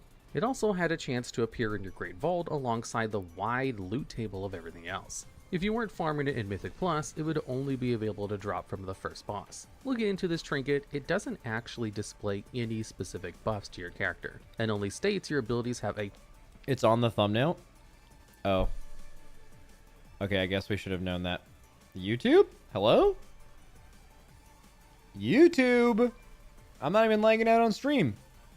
This is just a YouTube gap right now. Hello? With Dragonflight over and moving into the War Within, now would be abilities have a chance to proc a Ruby Whelpling. These random procs could come in many different forms. Fire Shot and Lobbing Fire Nova were just simple high damage spells casted by the Whelp. Under Red Wings grants you haste, Sleepy Ruby Warmth gives you critical strike, Mending Breath is an AoE heal, and finally a single target heal via Curing Whiff. The likelihood of each buff depends on the training of your Ruby Whelp was given every day with the trinket's on-use effect. As the trinket states that with a 24-hour cooldown or so, you can train your Whelp once a day. Okay, we should have definitely knew this. This is like so unique, and it ended up being good. Scenario that pertain to the particular proc you desire. This basically means if you want Fire Shot, you will need to find a complete alone mob and use the trinket to hit it with the single target ability. The haste buff needs you to stand in proximity of 3 or more allies while targeting yourself. The crit buff needs you to be completely alone. The Lobbing Fire Nova AoE needs 3 or more enemies present.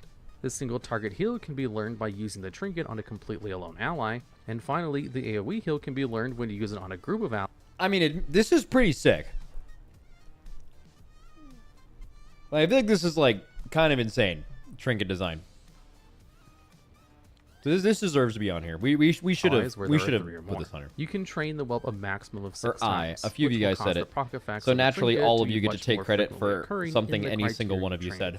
There is still the chance it completely ignores Wish it was that easy and does something else, but it still depends on the context of the proc itself. Sometimes in an AoE pool, when the trinket triggers, it will cause a Lobbing Fire Nova AoE damage. indicating it is somewhat aware of the current situation you are in and attempts to aid you in that area. It's a pretty fun trinket, considering you get your own personal whelp to assist you in combat. Better yet, you get to be in charge of its decision making, and it was actually a pretty good trinket all around for a lot of classes.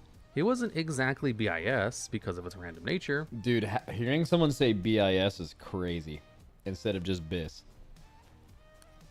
That's a crazy proc. As dragon children can be, but it was always a solid choice for your class just because of its ease of entry. The only kind of tedious portion of this trinket was the training aspect revolving around the whelp itself. Mainly because you could assume you got a trinket upgrade only for you to have to wait 6 days to really do what you wanted to do. So it's just at number 10 for now. And today's video is brought to you by Raid Shadow Legends. They've asked me to tell you about this. We even knew it was coming before the video too. All right, who's the new hero? A new, very rare legendary hero you can obtain for free if you sign up with my link in the Who description. is that? The champion is Sun Wukong Monkey King. Oh shit. Is that a collab with the Wukong game, or is that like them just... I mean, a ton of these gacha games have a Wukong character. Am I getting killed in game? Bro. Blow up.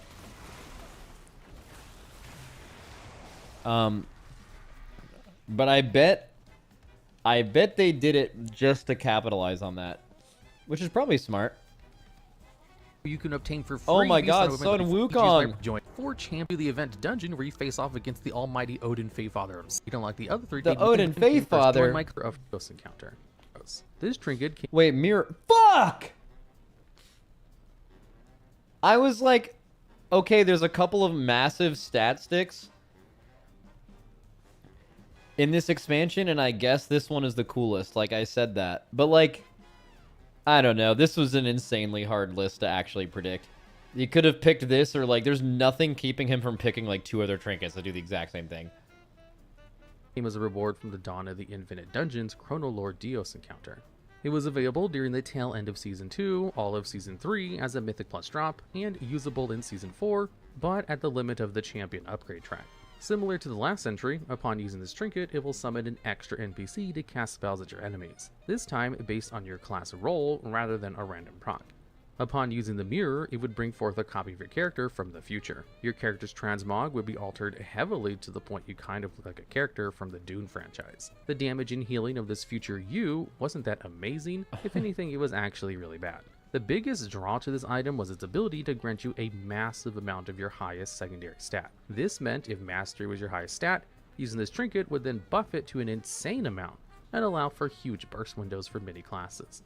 The biggest benefit to this playstyle was Unholy Death Knights, as almost all of their cooldowns at that time revolved around a 3-minute cooldown, so pairing it with this trinket was literally perfect for them. They'd summon Gargoyle, Army of the Dead, and more alongside it, and a skilled Death Knight would climb the DPS meters in no time. This is also the trinket's weakness, however. Not everyone at the time of Dragonflight was a 3-minute oriented class, so waiting so long to use this trinket again really hindered some people. Dude, shout out to Unholy DK's last expansion where they would get PI'd on the pole, pop fucking every on-use cooldown, and just shoot to like way more DPS than everyone else, and you'd wipe 1 minute into a boss, and then like people in the chat would just be like, man, Unholy's good this expansion. Especially like PTR, like you do PTR testing, and like obviously in PTR you're designed to kind of wipe like 1 minute into and be like, bro, Unholy's so OP.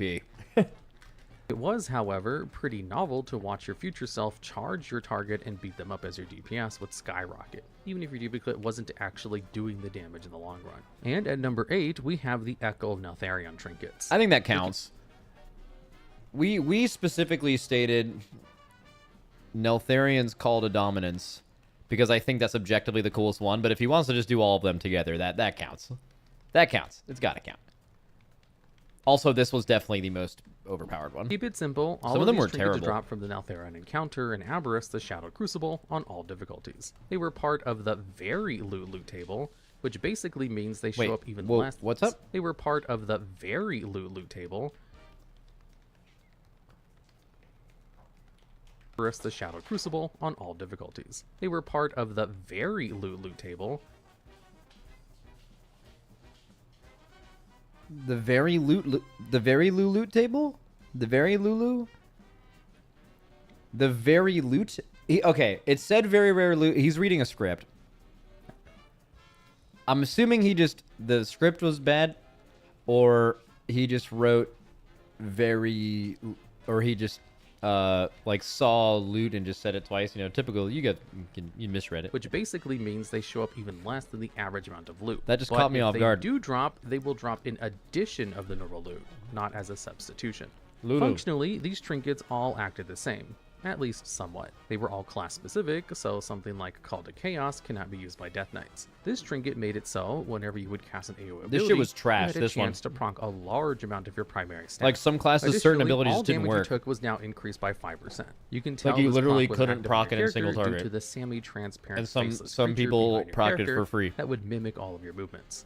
This same faceless NPC would appear whenever the other two trinkets were in use, and was a pretty big selling point for its visual factor alone. Now, Therion's Call to Suffering made all of your periodic spells and debuffs have a chance to proc a similar amount of primary stat. Although now, when it procs, you'll receive a shadow dot over 12 seconds. And finally, now Therion's Call to Dominance had a chance to give you a stack of Domineering Arrogance when attacking at a maximum of 10.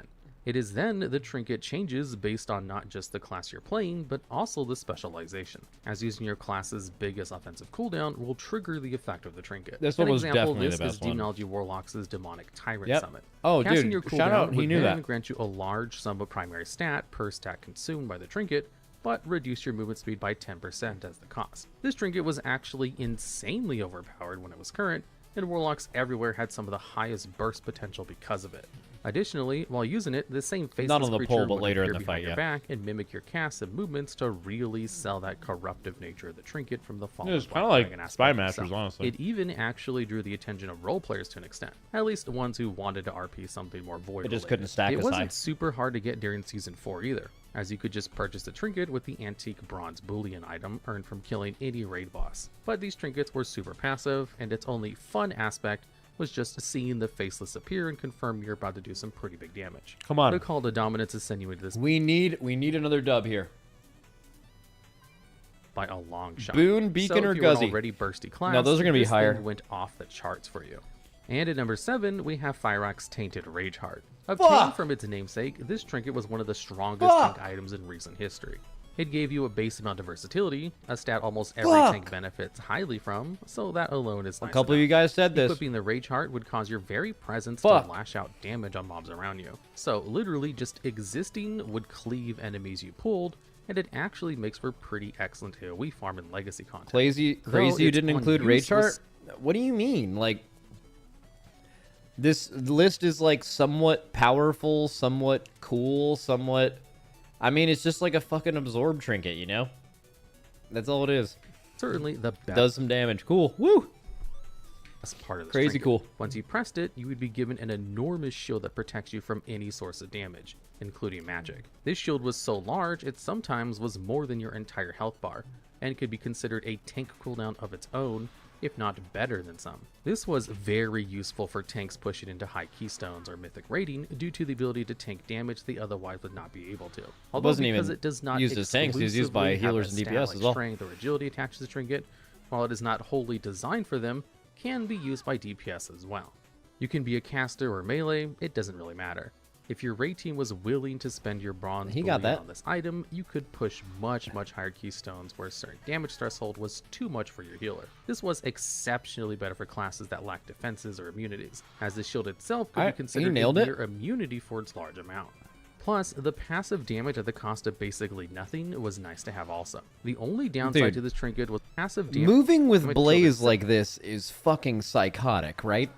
itself could be considered a near I'm sorry, it just caught me off guard. Look at this blade he just immunity got. for its He got this large blaze and he's just like, fuck it, I'm going over here. Plus, the Fuck it, passive damage at the Fuck cost it, of basically fuck nothing it. He didn't hit anybody with it, but like that is a crazy was move. nice to have also. The only downside to this trinket was when you'd use the shield, you would receive a 10-second Shadow Flame dot that eats at your shield's health. But it wasn't nearly enough to trivialize the amount given to you when tanking damage.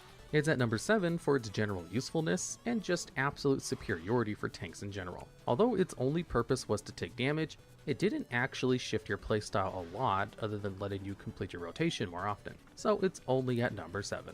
Wait, And- no trinket will ever beat Draft of Souls plus Fury Warrior cooldowns? I would argue Draft of Souls and Death Knights, even though it wasn't a good trinket for them, so they could just do the fight of kill Jaden without faction swapping. But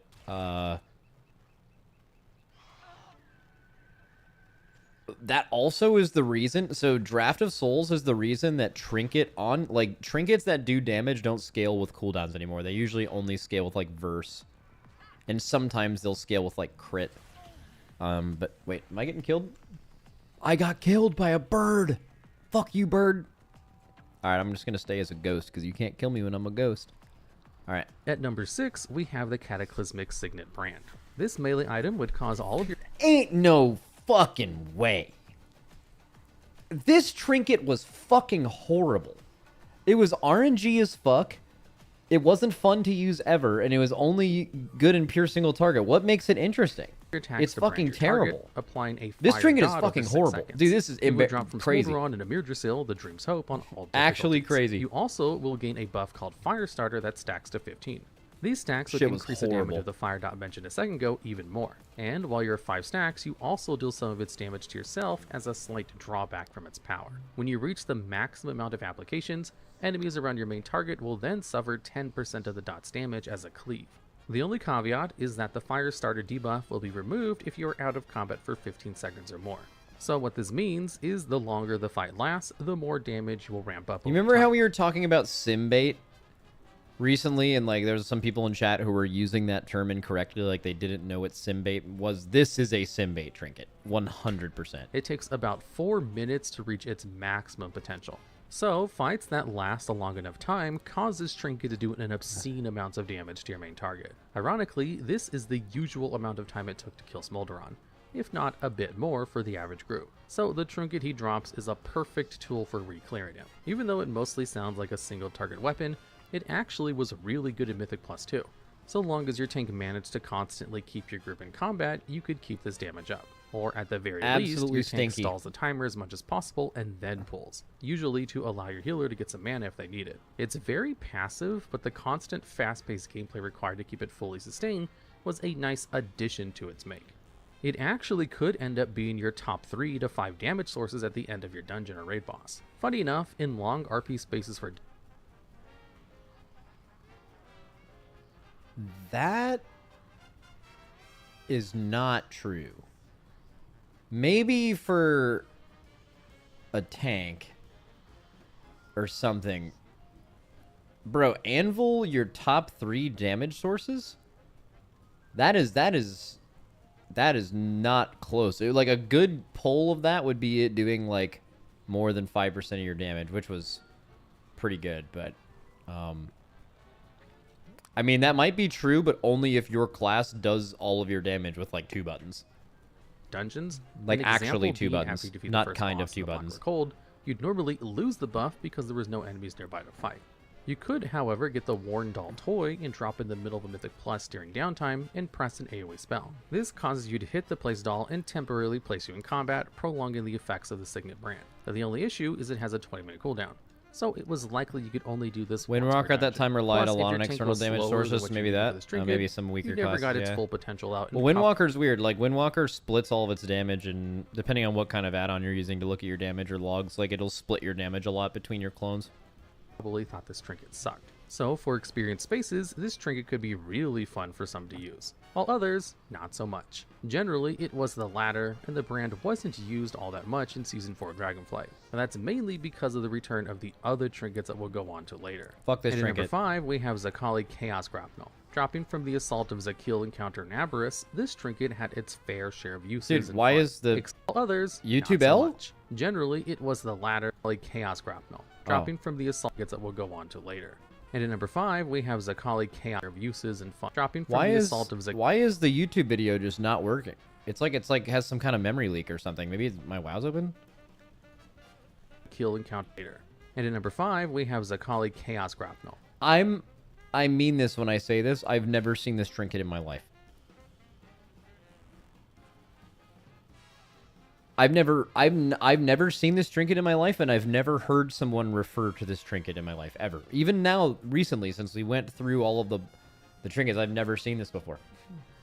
Dropping from the Assault of Zakil encounter in Aberrus, this trinket had its fair share of uses and fun. Exclusively made for strength users, this item's on use was incredibly straightforward. This You'd trinket click is it, creating terrible. anchor from your character to the target, and it would pull you. I mean, it is towards cool the because it target like and does deal you a little large pull amount of though. physical damage to it, and an additional amount of volcanic damage to surrounding enemies. For every enemy hit, the damage will increase, and this 90-second cooldown starts the moment you click it. For all intents and purposes, this trinket was average at best. It did a mediocre. In all intents and purposes. That seems like one of those phrases where you hear people say that sometimes and they start thinking it's all intents. They mix up the words a little bit because it's one of those like weird thing with a lot of consonants in amount there. of damage, and its cooldown was rather Intensive short compared to most purposes, trinkets. yeah. It was off the global cooldown. You said it so right, you could though. just press it on W. cooldown and weave in for free damage whenever you wanted. However, the biggest and most fun part of this trinket was the ability to pull yourself to the target. It functioned very similarly to a survival hunter's harpoon ability, just a lot slower. If you timed it just right, This was a boss, wasn't you it? could press this trinket and launch I mean, if yourself you think back to about the it, like boss. look about it. The mobs are like climbing up the wall like Helm's Deep. It was just like too easy to ever care about it, but I actually think this is like a really cool fight. Like they gave you enough rocks, not necessarily to get rid of every mob, but you could like kind of choose the mobs you wanted to deal with, which is kind of and cool. get back in with zero downtime made. But it was just An so example easy of this that is you on never Magmarax when cared. It begins to cast overpowering stop. So instead of getting knocked back, you can just press the trinket, get some damage in, and keep slamming DPS. While it's very gimmicky, it's very fun to just get launched one way and zoom back to the boss like nothing ever happened, especially for classes that normally can't do such a thing. Until they can be a Dracthyr in like 3 days. But its damage was on the weaker side, shame to admit, so it's only at the middle of our list. Good for fun, but not great for damage. And at number 4 is Storm Eater's Boon. From Yep. Datha and Fall to the Incarnates, This trinket fucking trinket can be owned. used by This agility. trinket was so good because it was like really, really high power, but it required, at least in Mythic Plus, to not grief yourself, it required pretty deep knowledge of Mythic Plus. Like you needed to know what packs you could use it on, or on the harder packs when you could actually use it. You might need to wait for these 2 cleaves to go off, and then like mark yourself and like communicate that you're using it. But like that is a good trade-off for doing an absolutely insane amount of damage. Like for example, this trinket would be horrible if the damage never made up for that, but it was genuinely difficult to use this well, and the damage it did made up for that, which I thought was really... This is like one of the coolest trinkets they've made, I'm pretty sure. Strength users. When you use this item, it would transform your character into a giant air/storm elemental for 10 seconds. While you were made into an elemental, you deal massive AoE nature damage to all targets in a 10-yard radius. You are also still able to use your regular attacks while in this form, so pile your regular DPS on top of the elementals, and you're on a way for some serious numbers. The damage increases by 10% every second you're in the form, so the longer you stay alive, Dude, the better, Boon which is fucking actually owned. the tricky part with this trinket. If you were to use it, yes, you would let large amounts of DPS in, but you are practically completely immobile while doing so. Your character can move, but it is so unnoticeable that you may as well be standing entirely still. Could you move? As you basically can't move. I thought you actually couldn't move. No, I think you're right. It wasn't a root, because root breaks didn't work.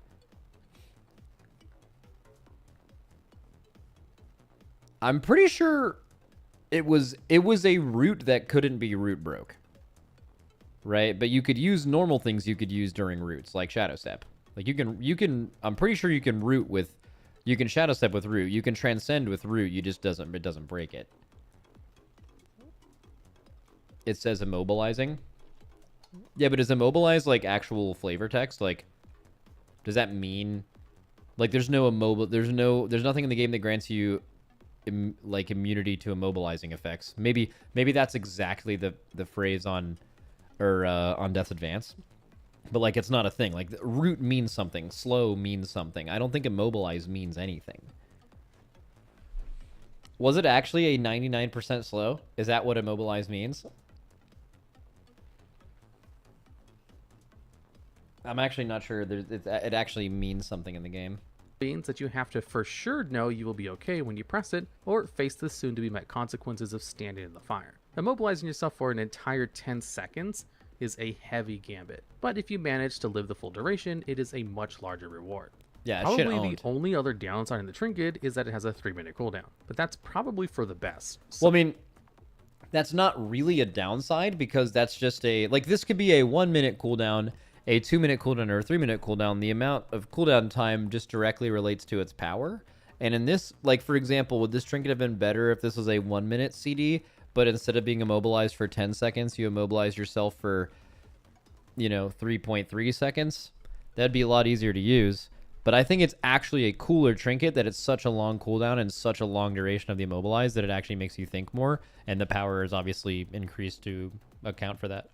So less of your raid team just falls over by pressing it too much when they shouldn't. Plus, as an added bonus, you could actually use this trinket to negate knockback effects on fights, like for example Razagath's Hurricane Wing. This was a bit more of a niche use for the trinket, but it did have its uses, especially since most knockback abilities and encounters aren't followed up. That is true. It is a good use there. I don't think you could do it on Heroic, though, because then it wouldn't be up for the ad platform, which is what you wanted to use for damage. Actually, I think some people in Mythic Progression and our guild killed Razagath by using Boon, like, the whole time. But it's way better in the intermission, yeah. But in Heroic, you couldn't, like, use it in P1 or else it wouldn't be up for the ads that actually mattered. By the boss. So Razagath could cast a knockback, and you could use a trinket to negate it while also getting a ton of damage on top of it. Plus, you look like a super cool elemental beating up your target while you do so. You turn into that's a guy. Nice factor as well. So Grief Torch is going to be. Entry is Bailarelos, the Suncaller. I thought they would do it. The thing is, it's just like it was only good because it was overpowered. It's just a trinket that you cast and does damage. But that's like not a novel thing. It's just like this trinket comes from the Tendril Sage Sage Swift and Yggdrasil, and was easily one of the the coolest thing about this trinket is the name. Bailarelos. It would start a quick 2-second cast, and when the cast ends, your character explodes with energy and deals a huge chunk of fire damage to all mobs surrounding you. The cast would slow your character's movement speed as well. This does mean the character will not only have to be in melee range. Top 3 will be damage, Bell, but Nymus, and Grief Torch. Also, know that they will be safe in doing Maybe so. I don't. After What is the the Nymu explosion, trinket? You'll receive a 12-second fire dot. The one that we have on our list was Grief Torch, Boon, and Beacon, and Rashok's Molten Heart. I guess would be like the most likely from our list, but pretty reasonable amount of damage to yourself. It could sometimes lead a person to their timely demise if they use the trinket at lower health thresholds. Bailarelos had a 2-minute cooldown, so was often used after another unused trinket or in tandem with their cooldowns to further empower its damage. But this was generally it for the trinket. Press it, start a cast, do some huge damage, and take some damage yourself. That was all there was to it, other than the game of being in melee as a ranged character for a brief moment. And at number 2, we have the Beacon to the Beyond. Okay, so it's Beacon and Grief Torch. This trinket was very, very similar to her previous entry, but it can be semi-viewed as an upgrade, despite being the original version of its design. The Beacon gave a flat amount of mastery with a 2-minute 30-second cooldown. This hits so fucking hard, by the way. Upon pressing this trinket, like when it's relevant to you, whether your Beacon crit on the pull or not, on a like couple minutes or 5+ minute long boss, that thing's doing an insane amount of fucking damage. You'll begin a 2-second cast like before, but instead any movement will now cancel the effect. But you can also use this from up to 45 yards. So why Beacon and Grief Torch are the same thing? They're really not, though. I mean, Grief Torch is like totally unique. People dying let you use it again, so you could like spam it. Unless you just happen to be. Really As you begin the cast, you will see a gateway up here beneath your character's feet and your current target, tearing open a portal to lead the suppose on Shul, the Cosmic Wanderers, towards your target. There is no known lore about this character, if it is one, but regardless, once it lands, it does obscene amounts of DPS to everyone around your target as cosmic damage. Cosmic damage is basically arcane, holy, nature, and shadow magic schools put into one. So I'm a little confused with damage things in this game. So like cosmic damage means all of these things. Okay, cool. So there was an ability on Sludge Fist. Oh, I closed WoW. Fuck. And it was like sonar damage or something when he yelled. Let me find it. Sludge Fist boss. Yeah, give me some mechanics here. Colossal Roar channeled. Tell me more. Tell me what is it? Sonic? Yeah, it's sonic damage. I think it's sonic damage. Okay, well, Sonic is supposed to be... It's something in physical damage. arcane and physical damage that ignores armor. Okay, so this is interesting. So if sonic damage is happening to you, and it's physical plus arcane, or whatever it is, should you be able to use a cooldown? Let's just say you have a defensive cooldown that makes you take 30% less fizz damage and use it. Would it work on sonic damage? I think the answer was yes. Okay, so another question then.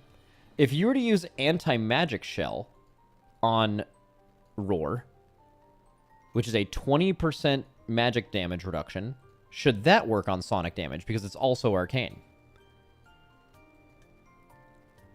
For the same reason that the fizz should work, that should work. But it fucking doesn't. We're positive. And then we thought, we were like, how the fuck does the game calculate? Because we tested it. We were like, how does the game calculate this? Does it, like, take your overall fizz DR and your magic DR, and, like, it just gives you the higher one or something like that, and that's why AMS doesn't work? But then we found out that sonic damage ignores armor. So that is definitely not true. There's no way you're reducing more physical damage without armor than you are magic damage with an AMZ. Unless your class has, like, but it was true for every class in the game, so... All I'm saying is, anytime Blizzard says something is like some crazy cosmic damage is exactly these damage types, bro, that shit's all fake news. It doesn't actually do anything. Like, there's something cooked about it. So any amplifiers of this would increase its overall damage. What was it? It picks whichever element which would do the most damage to you. We even tested that too. We did like heavy fizz DRs, and then did AMZ. We just wondered why AMZ never had any value, and we basically could never get AMZ to ever reduce it. What is it? It meant that only damage reductions that reduce both magic and fizz worked. So things like armor doesn't work and AMZ doesn't work, but verse works. Okay, that kind of makes sense. But I still think that's really weird.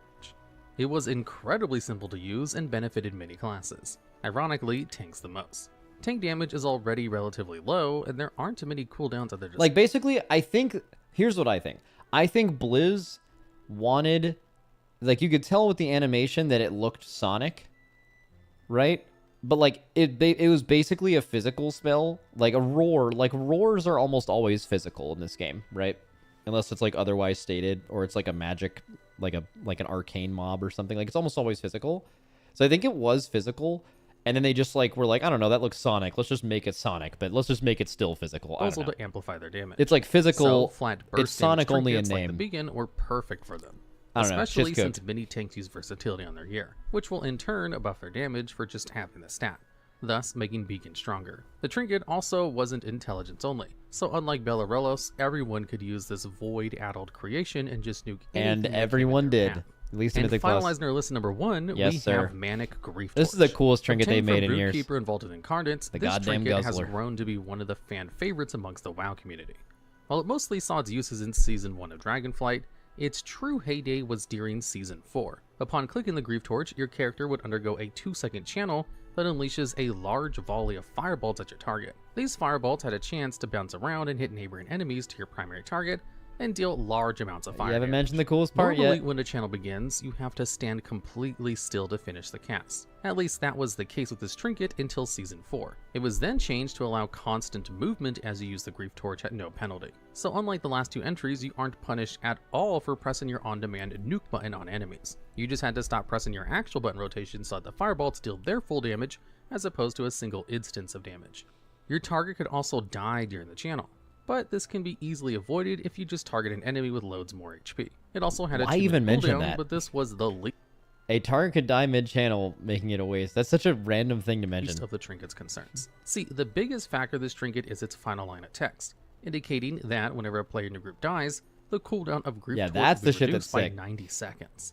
This cuts the downtime of the trinket over half its initial duration, and allows for repeat casts of the trinket. I mean, most of the time, if this ever procced, it would just instantly come off cooldown, because it's most likely that you're more than 30 seconds after using it. It's one of the only things in the game that actually directly benefits a player at the behest of their group dying to something. Even without people dying in your group, this trinket still does loads and loads of such a BM weak aura. There's a weak aura that a lot of people use that, like, thanked people for dying if you had Grief Torch. So it's not like you Thank needed you. people Thank you for to the throw proc, the buddy. raid for your DPS parses. This created moments where a boss is just near death, but it's hammering out mechanics that aren't able to handle because of dwindling resources.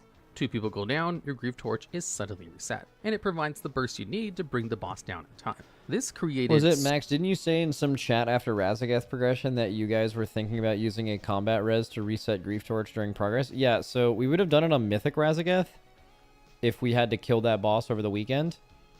Like, they would have required a lot of damage optimization before they nerfed it, and it would have been kind of similar to, like, honestly, it would have been really brutal. Probably doing something like a Nexus Princess Kaiveza 1 tank where you just can't use any res on anyone else. It would have been like that, where you used reses to kill healers and res them to reduce everyone's grief torches. However, that wouldn't have really benefited us because Echo had, like, insane grief torch luck. I think they had, like, I don't know if it was more total grief torches or more mythic ones, but it was like 4 or 5 or something like that, and that trinket was fucking insane. So it was, that would have... If we ended up having to, like, do a let's find the damage for this boss over the weekend thing, that would have not have bode well for us, I think, because of the gear. But it didn't end up mattering anyway, because they did what they did. Super memey situations where players might either die on accident, or for the fun of it, and actually warrant aid to the group in doing so. It's very comical to see your raid members die, but then be thanking them for it just so you can make your DPS look better, even if it really is a wipe. There was even a weak aura going around that would automatically whisper raid member for dying, thanking them for resetting the cooldown of grief torch. Alright, and this completes the list. Are there any other trinkets you remember from Dragonflight you wish made it here in a place of another? I mean, you Let us could know just... what your thoughts are. I don't know, like, half of those trinkets were just, like, so whatever. There's really not that many cool trinkets in an expansion, right? It's... I mean, you could do, like, a top 10... A really good thing would be, like, top 10... of all time, right? Like top 10 coolest trinkets of all time. You get some fucking bangers. I think I've done that before. Have I done that before?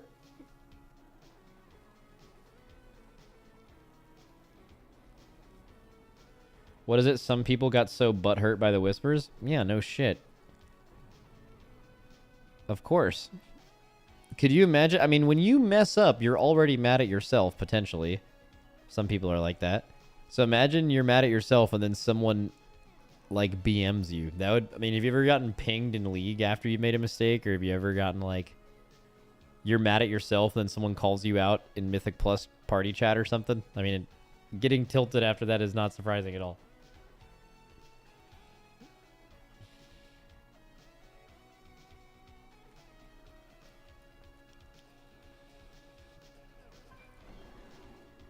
I'm a ghost.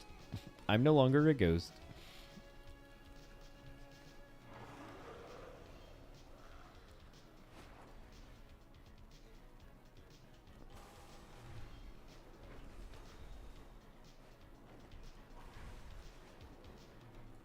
What are some of the coolest trinkets of all time?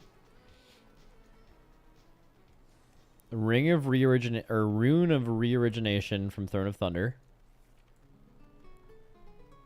Oh, banger.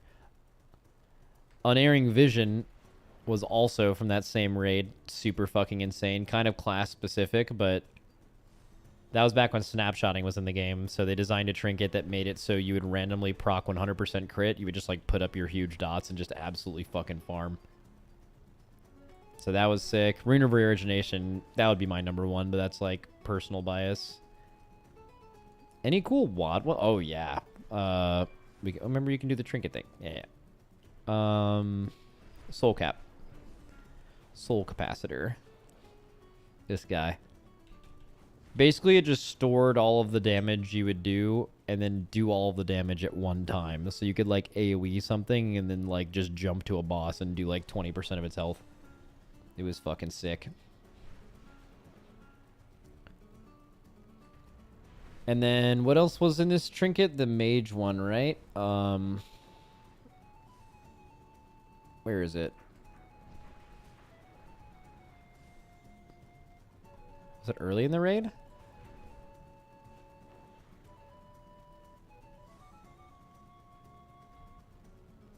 It's off of Manaroth, right? Oh, these are fucking alphabetical order. No wonder I couldn't find it. Yeah, Prophecy of Fear. Your direct spell damage has a chance to apply a Mark of Doom for 10 seconds. Direct spell damage you do against the marked target triggers an explosion. Yeah. But it procced on pull and you used your arcane... What was that thing called? Arcane Splinter? Arcane fucking Orb? Arcane... Oh yeah, Prismatic Crystal. That thing.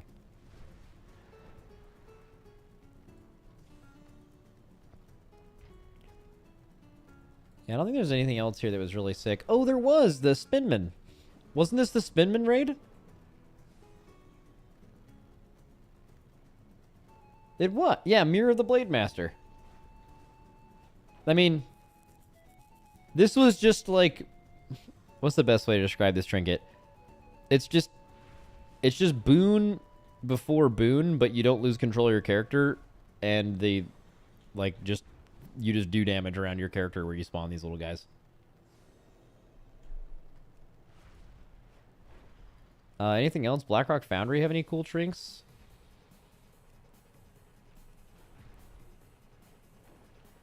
No, not yet. Actually, not really. They're all pretty basic. They're all like stat sticks on use or static stat sticks. Heimal had a cool one, right? No. It wasn't actually a Heimal trinket. All the Heimal trinkets were kind of bad. It was like a BOE, the lucky coin for Agi users. Was it a BOE?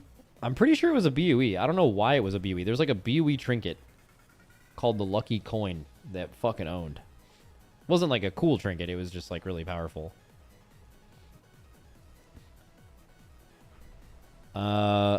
Legion trinkets. Emerald Nightmare. Bloodthirsty Instinct was good, but I mean, it was just like, you know, pretty basic.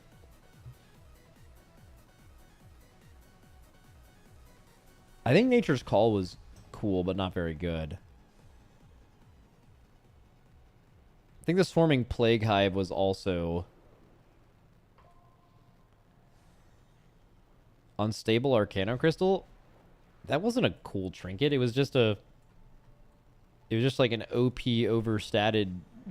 Dude, honestly, Arcano Crystal's like probably one of the worst things they've ever done in the game. That thing was like, why did that exist? You could only get a trinket from a world boss that showed up like every 2 months or something, and if you didn't get an Arcano Crystal, your character absolutely sucked compared to someone who did. That shit was terrible. Alright, Trial of Valor. No, this shit was trash. Nighthold. Of course, Nighthold had insane trinkets.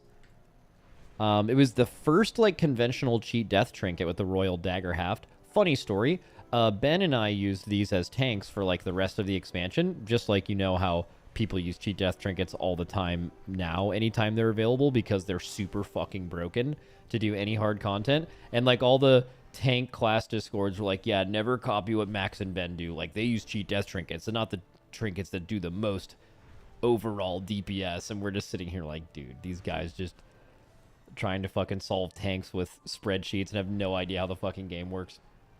Yeah, we're just bad, by the way. We just can't. We're doing like Race World first time, but we're just dog shit. So we just need cheat death trinkets, right, guys? No one should need it. You just do the most damage. Fuck yeah. Okay. Whispers in the Dark was cool, right? Wasn't Whispers like negative casting speed when you weren't using it, but like on use you went fucking crazy style?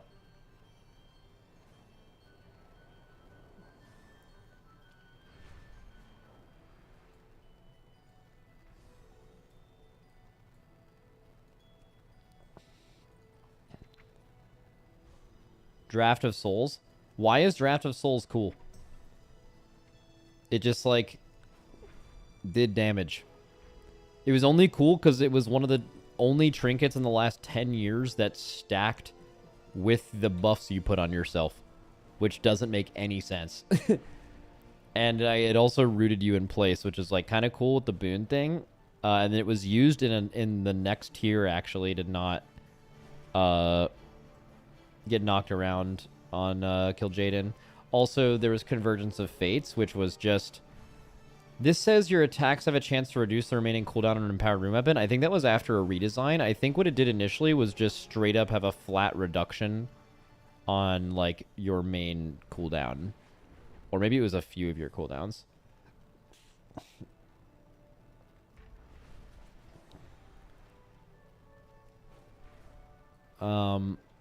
Okay. That's so funny. Because of convergence, they made this disabled level 49 or below. Only on... Oh, no, I guess I did it on a couple of other trinkets. I guess all the ones that could be potentially usable at max level, they're just like, let's just not deal with that.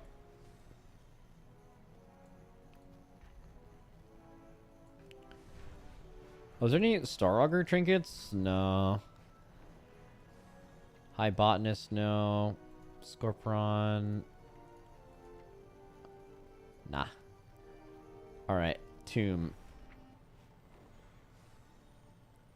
Engine of Eradication was really strong and very different. You had to, like, this was one of the first, like, collect the orb trinkets to get a buff. Umbral Moonglaze was pretty strong. Terror from Below was fucking insane, wasn't it? I remember Terror from Below being... Maybe it was, like, bugged at some point, but I remember this doing, like, an absolutely absurd amount of damage.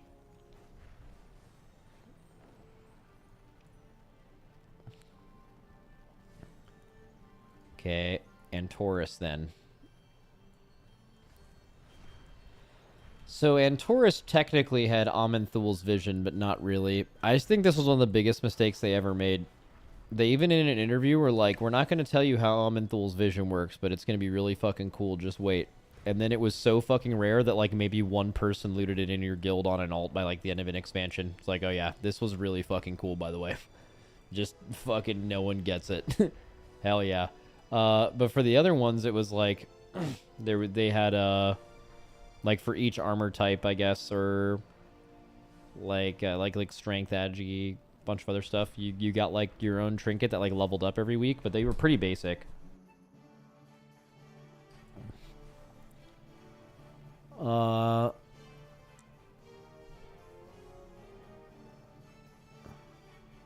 Nothing real. Oh, Rift World. Yo, Rift World Codex was fucking sick. It was like a tank trinket. You either got like a red portal that did absurd damage. You got a green portal that like turbo healed you forever. And then you got a blue portal that did something else. I think it gave you an absorb. But it looked sick and it was so fucking good too.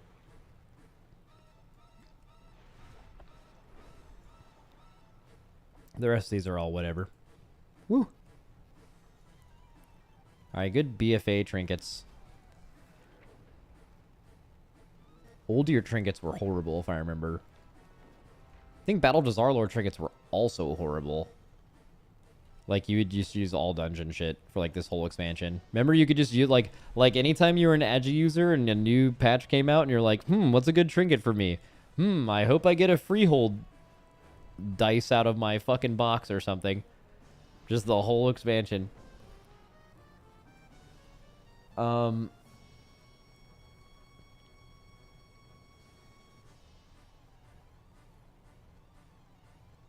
This trinket was pretty good, actually. Conclave trinket was good. Oh, yeah, you're right, it was. Crucible. One of these was good. I forget. But, yeah, Crucible doesn't matter. Eternal Palace. Oh, yeah, I mean, this is Inkpod and Razor Coral. Font of Power was, like, the first of its kind, kinda. Like a big channel, massive dam thing. Like, the channel is annoying, but it's going to give you more than if you didn't do this channel. I think the Urchin was also cool as a tank trinket.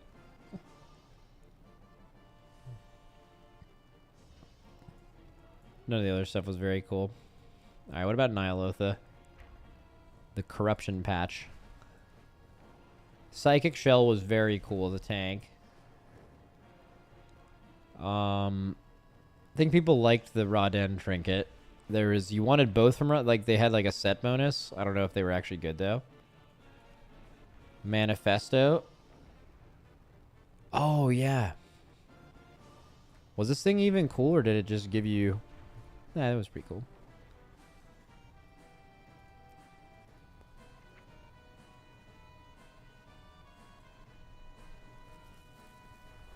Stone Legion Trinket was so basic, but it was very good because of stats. Dreadfire Vessel was horrible, but was just good because of eye level. Kabbalist Hymnal was really insane. Sanctum Trinks. Oh, Old Warrior Soul. I forgot about that thing. That thing was fucking crazy. This trinket was like, for people who could use this, for strength users, Old Warrior Soul was like, if you looked at Sims back then, I think Old Warrior Soul might have been like the best simming strength trinket I can remember versus like other trinkets you could use. Maybe not like Unholy Decay, like with the amount of burst you need, but like, I mean, it was just fucking crazy. Old Warrior Soul was so broken. Also, it was one of the last trinkets you used into the next patch because it was so good. IQD. You got that from a dungeon, though, right? Yeah. What about Jailer? Oh, yeah, Scars. This was, like, the best trinket ever that was actually dog shit. It, like, was technically sick, but it was actually dog shit. Outside of, like, a very niche use.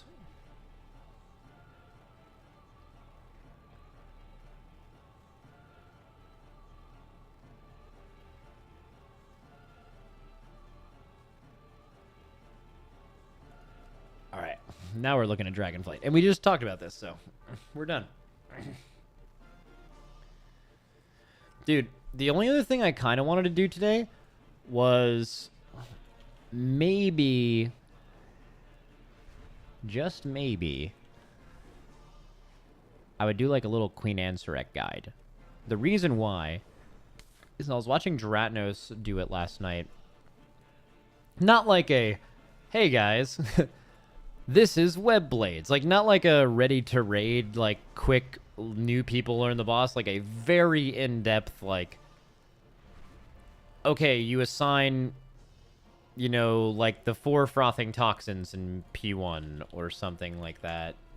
Like, okay, you're doing Queen Ansurek, and you're doing the 4, like, Venom Nova circles or whatever.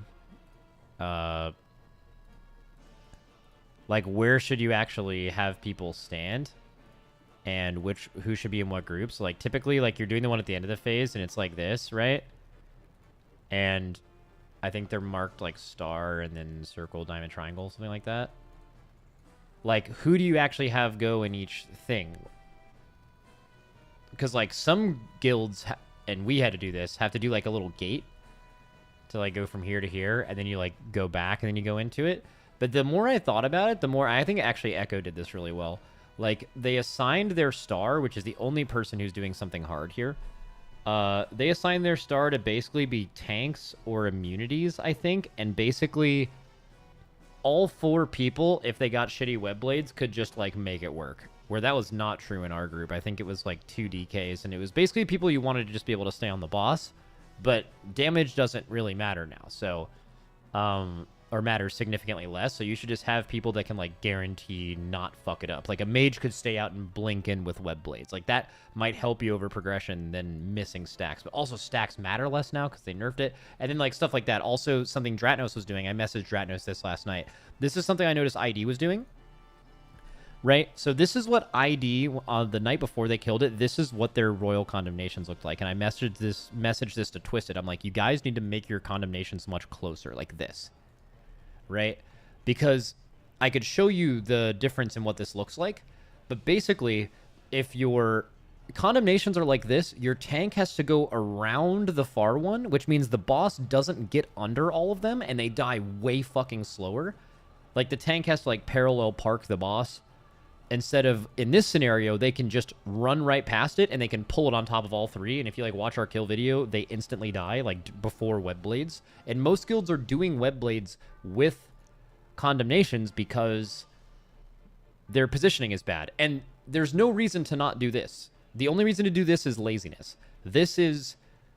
You are zero. You are no more likely to die here than you are here, because you're already personaling and getting external in every guild that's doing this boss. So you just always do this, and you gain so much damage. So I messaged that to Dracthyr last night because I noticed they were losing a ton of damage by not doing that. So like I thought about doing like an answer guide and just like deep diving into like who goes on what P2 platform, where and why. For your specific guild, if you have a different comp than us, where would you send certain classes? It'd probably take like half an hour. But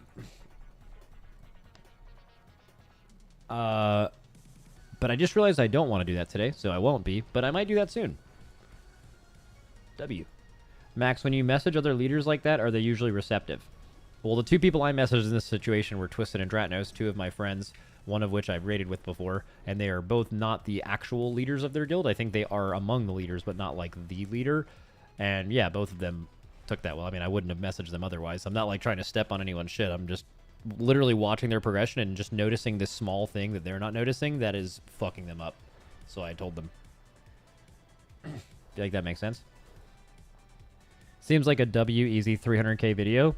No, it seems like, actually, it's really interesting. I wouldn't be making that video for views. I would be making that video to genuinely help people. Almost no one would watch an in-depth Mythic Ansarek guide, because the only people who would be watching it are people who are doing Mythic Ansarek, which is almost no one. It would actually not even be people who are doing Mythic Ansarek. It would be leadership of guilds who are doing Mythic Ansarek, which is turbo almost no one.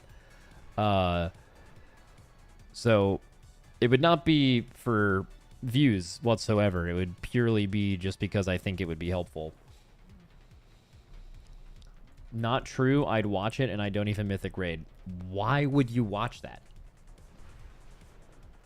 That makes no sense. Like, why do you want to watch that? One second, I'll be right back.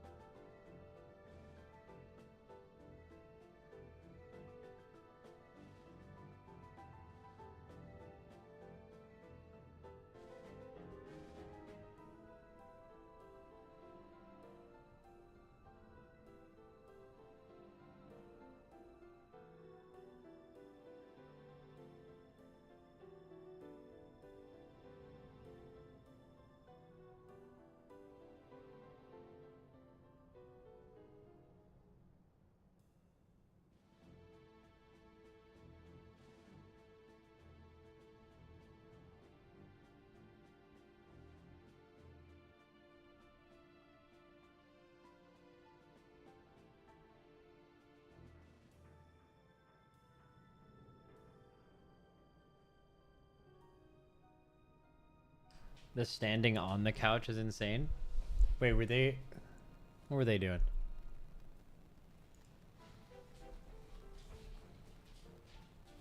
What were you up to? Was it her? Was it you? Lily.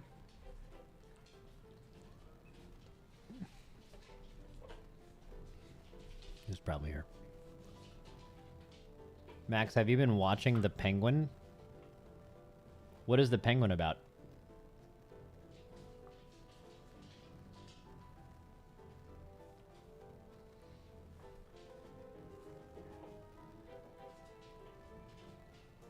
Mob stuff in Gotham? Oh, I'm not a comic book guy. I mean, like some of the like Batman movies specifically were fucking insane, but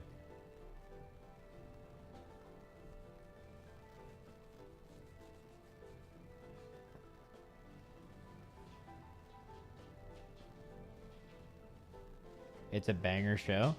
Let me look at it. Look at it. The Penguin. Oh, so you just want to get pet then? Just like that. You just want to get pet. Okay. Fuck it. You just want to get pet. You just want to be a little dog.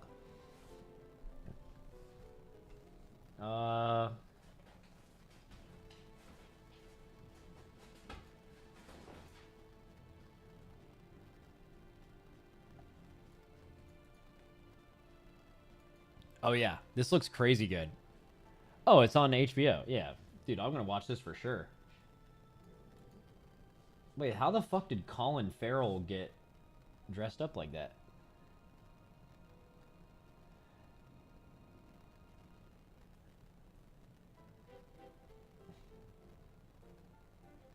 Damn, I am gonna watch that then.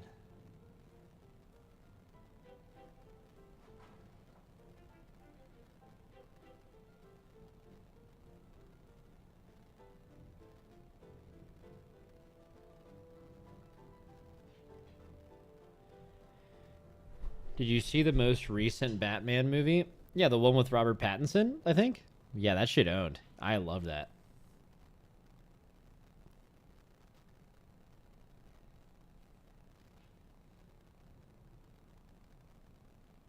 Not scenes, but takes. He had to cool down, go in an AC tent. Oh, it's a spin-off from that? Oh, shit! And HBO quality? And money is what that means. Dude, W. Hi, Lillian. You're such a dog. Yeah, you're just a big old dog. You need a bath. You fucking stink, by the way. You hard stink. That's not even your fault. That's my fault because you haven't had a bath, but goddamn. You're smelling like a dog right now.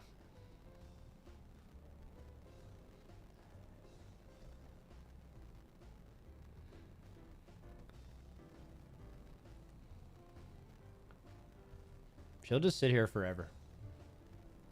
She would, if it was up to her, she would just never move.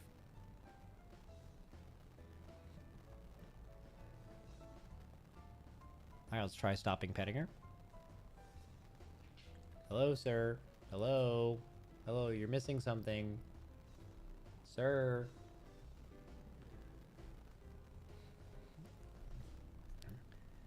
What does your PUV look like? Do you not stack your monitors to the side?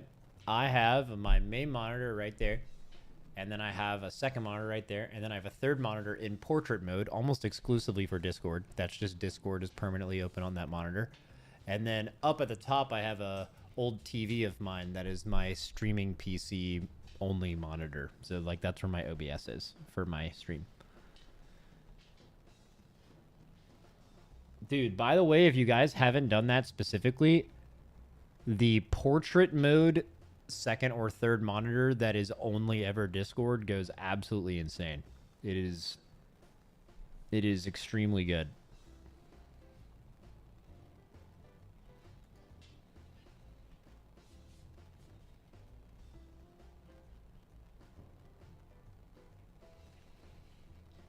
Can we get a random paint drawing to be used in a future game show? Yeah, dude. Where was that in the fucking potty seat? Bro, I want to watch that part again.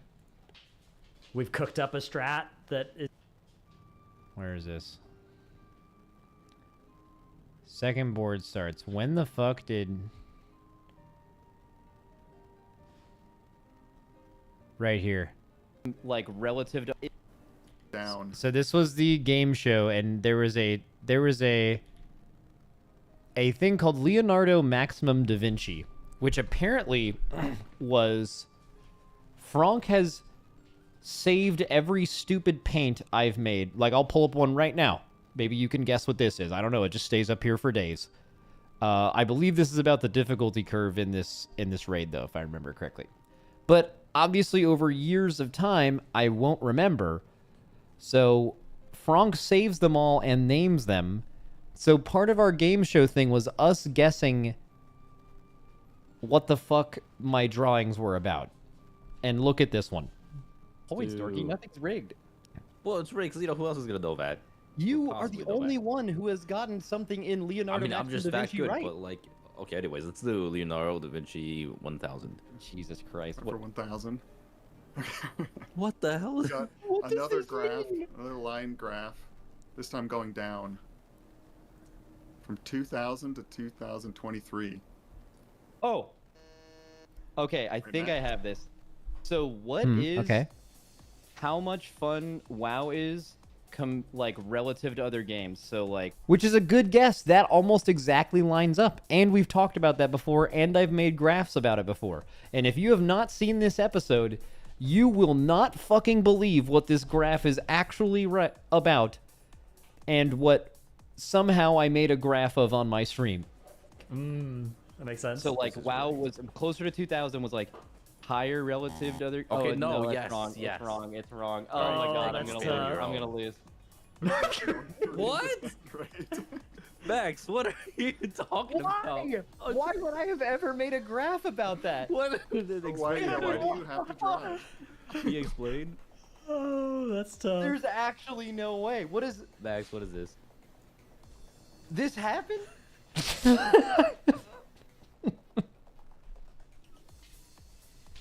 That's why would I have made a graph about how many people were defecting from North Korea? Like, I guess they locked the fuck in.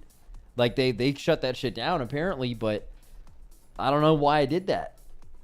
I don't get it.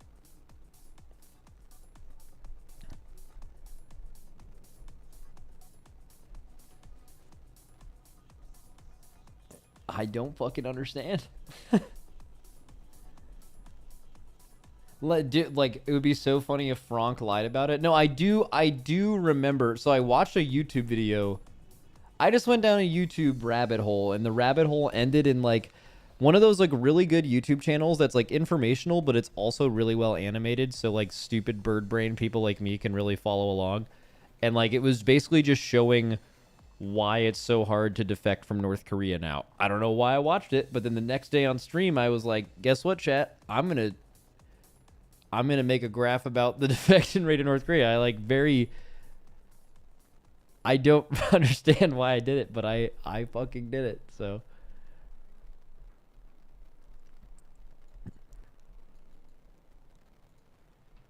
I did this on. We You did talked this about the live on- North.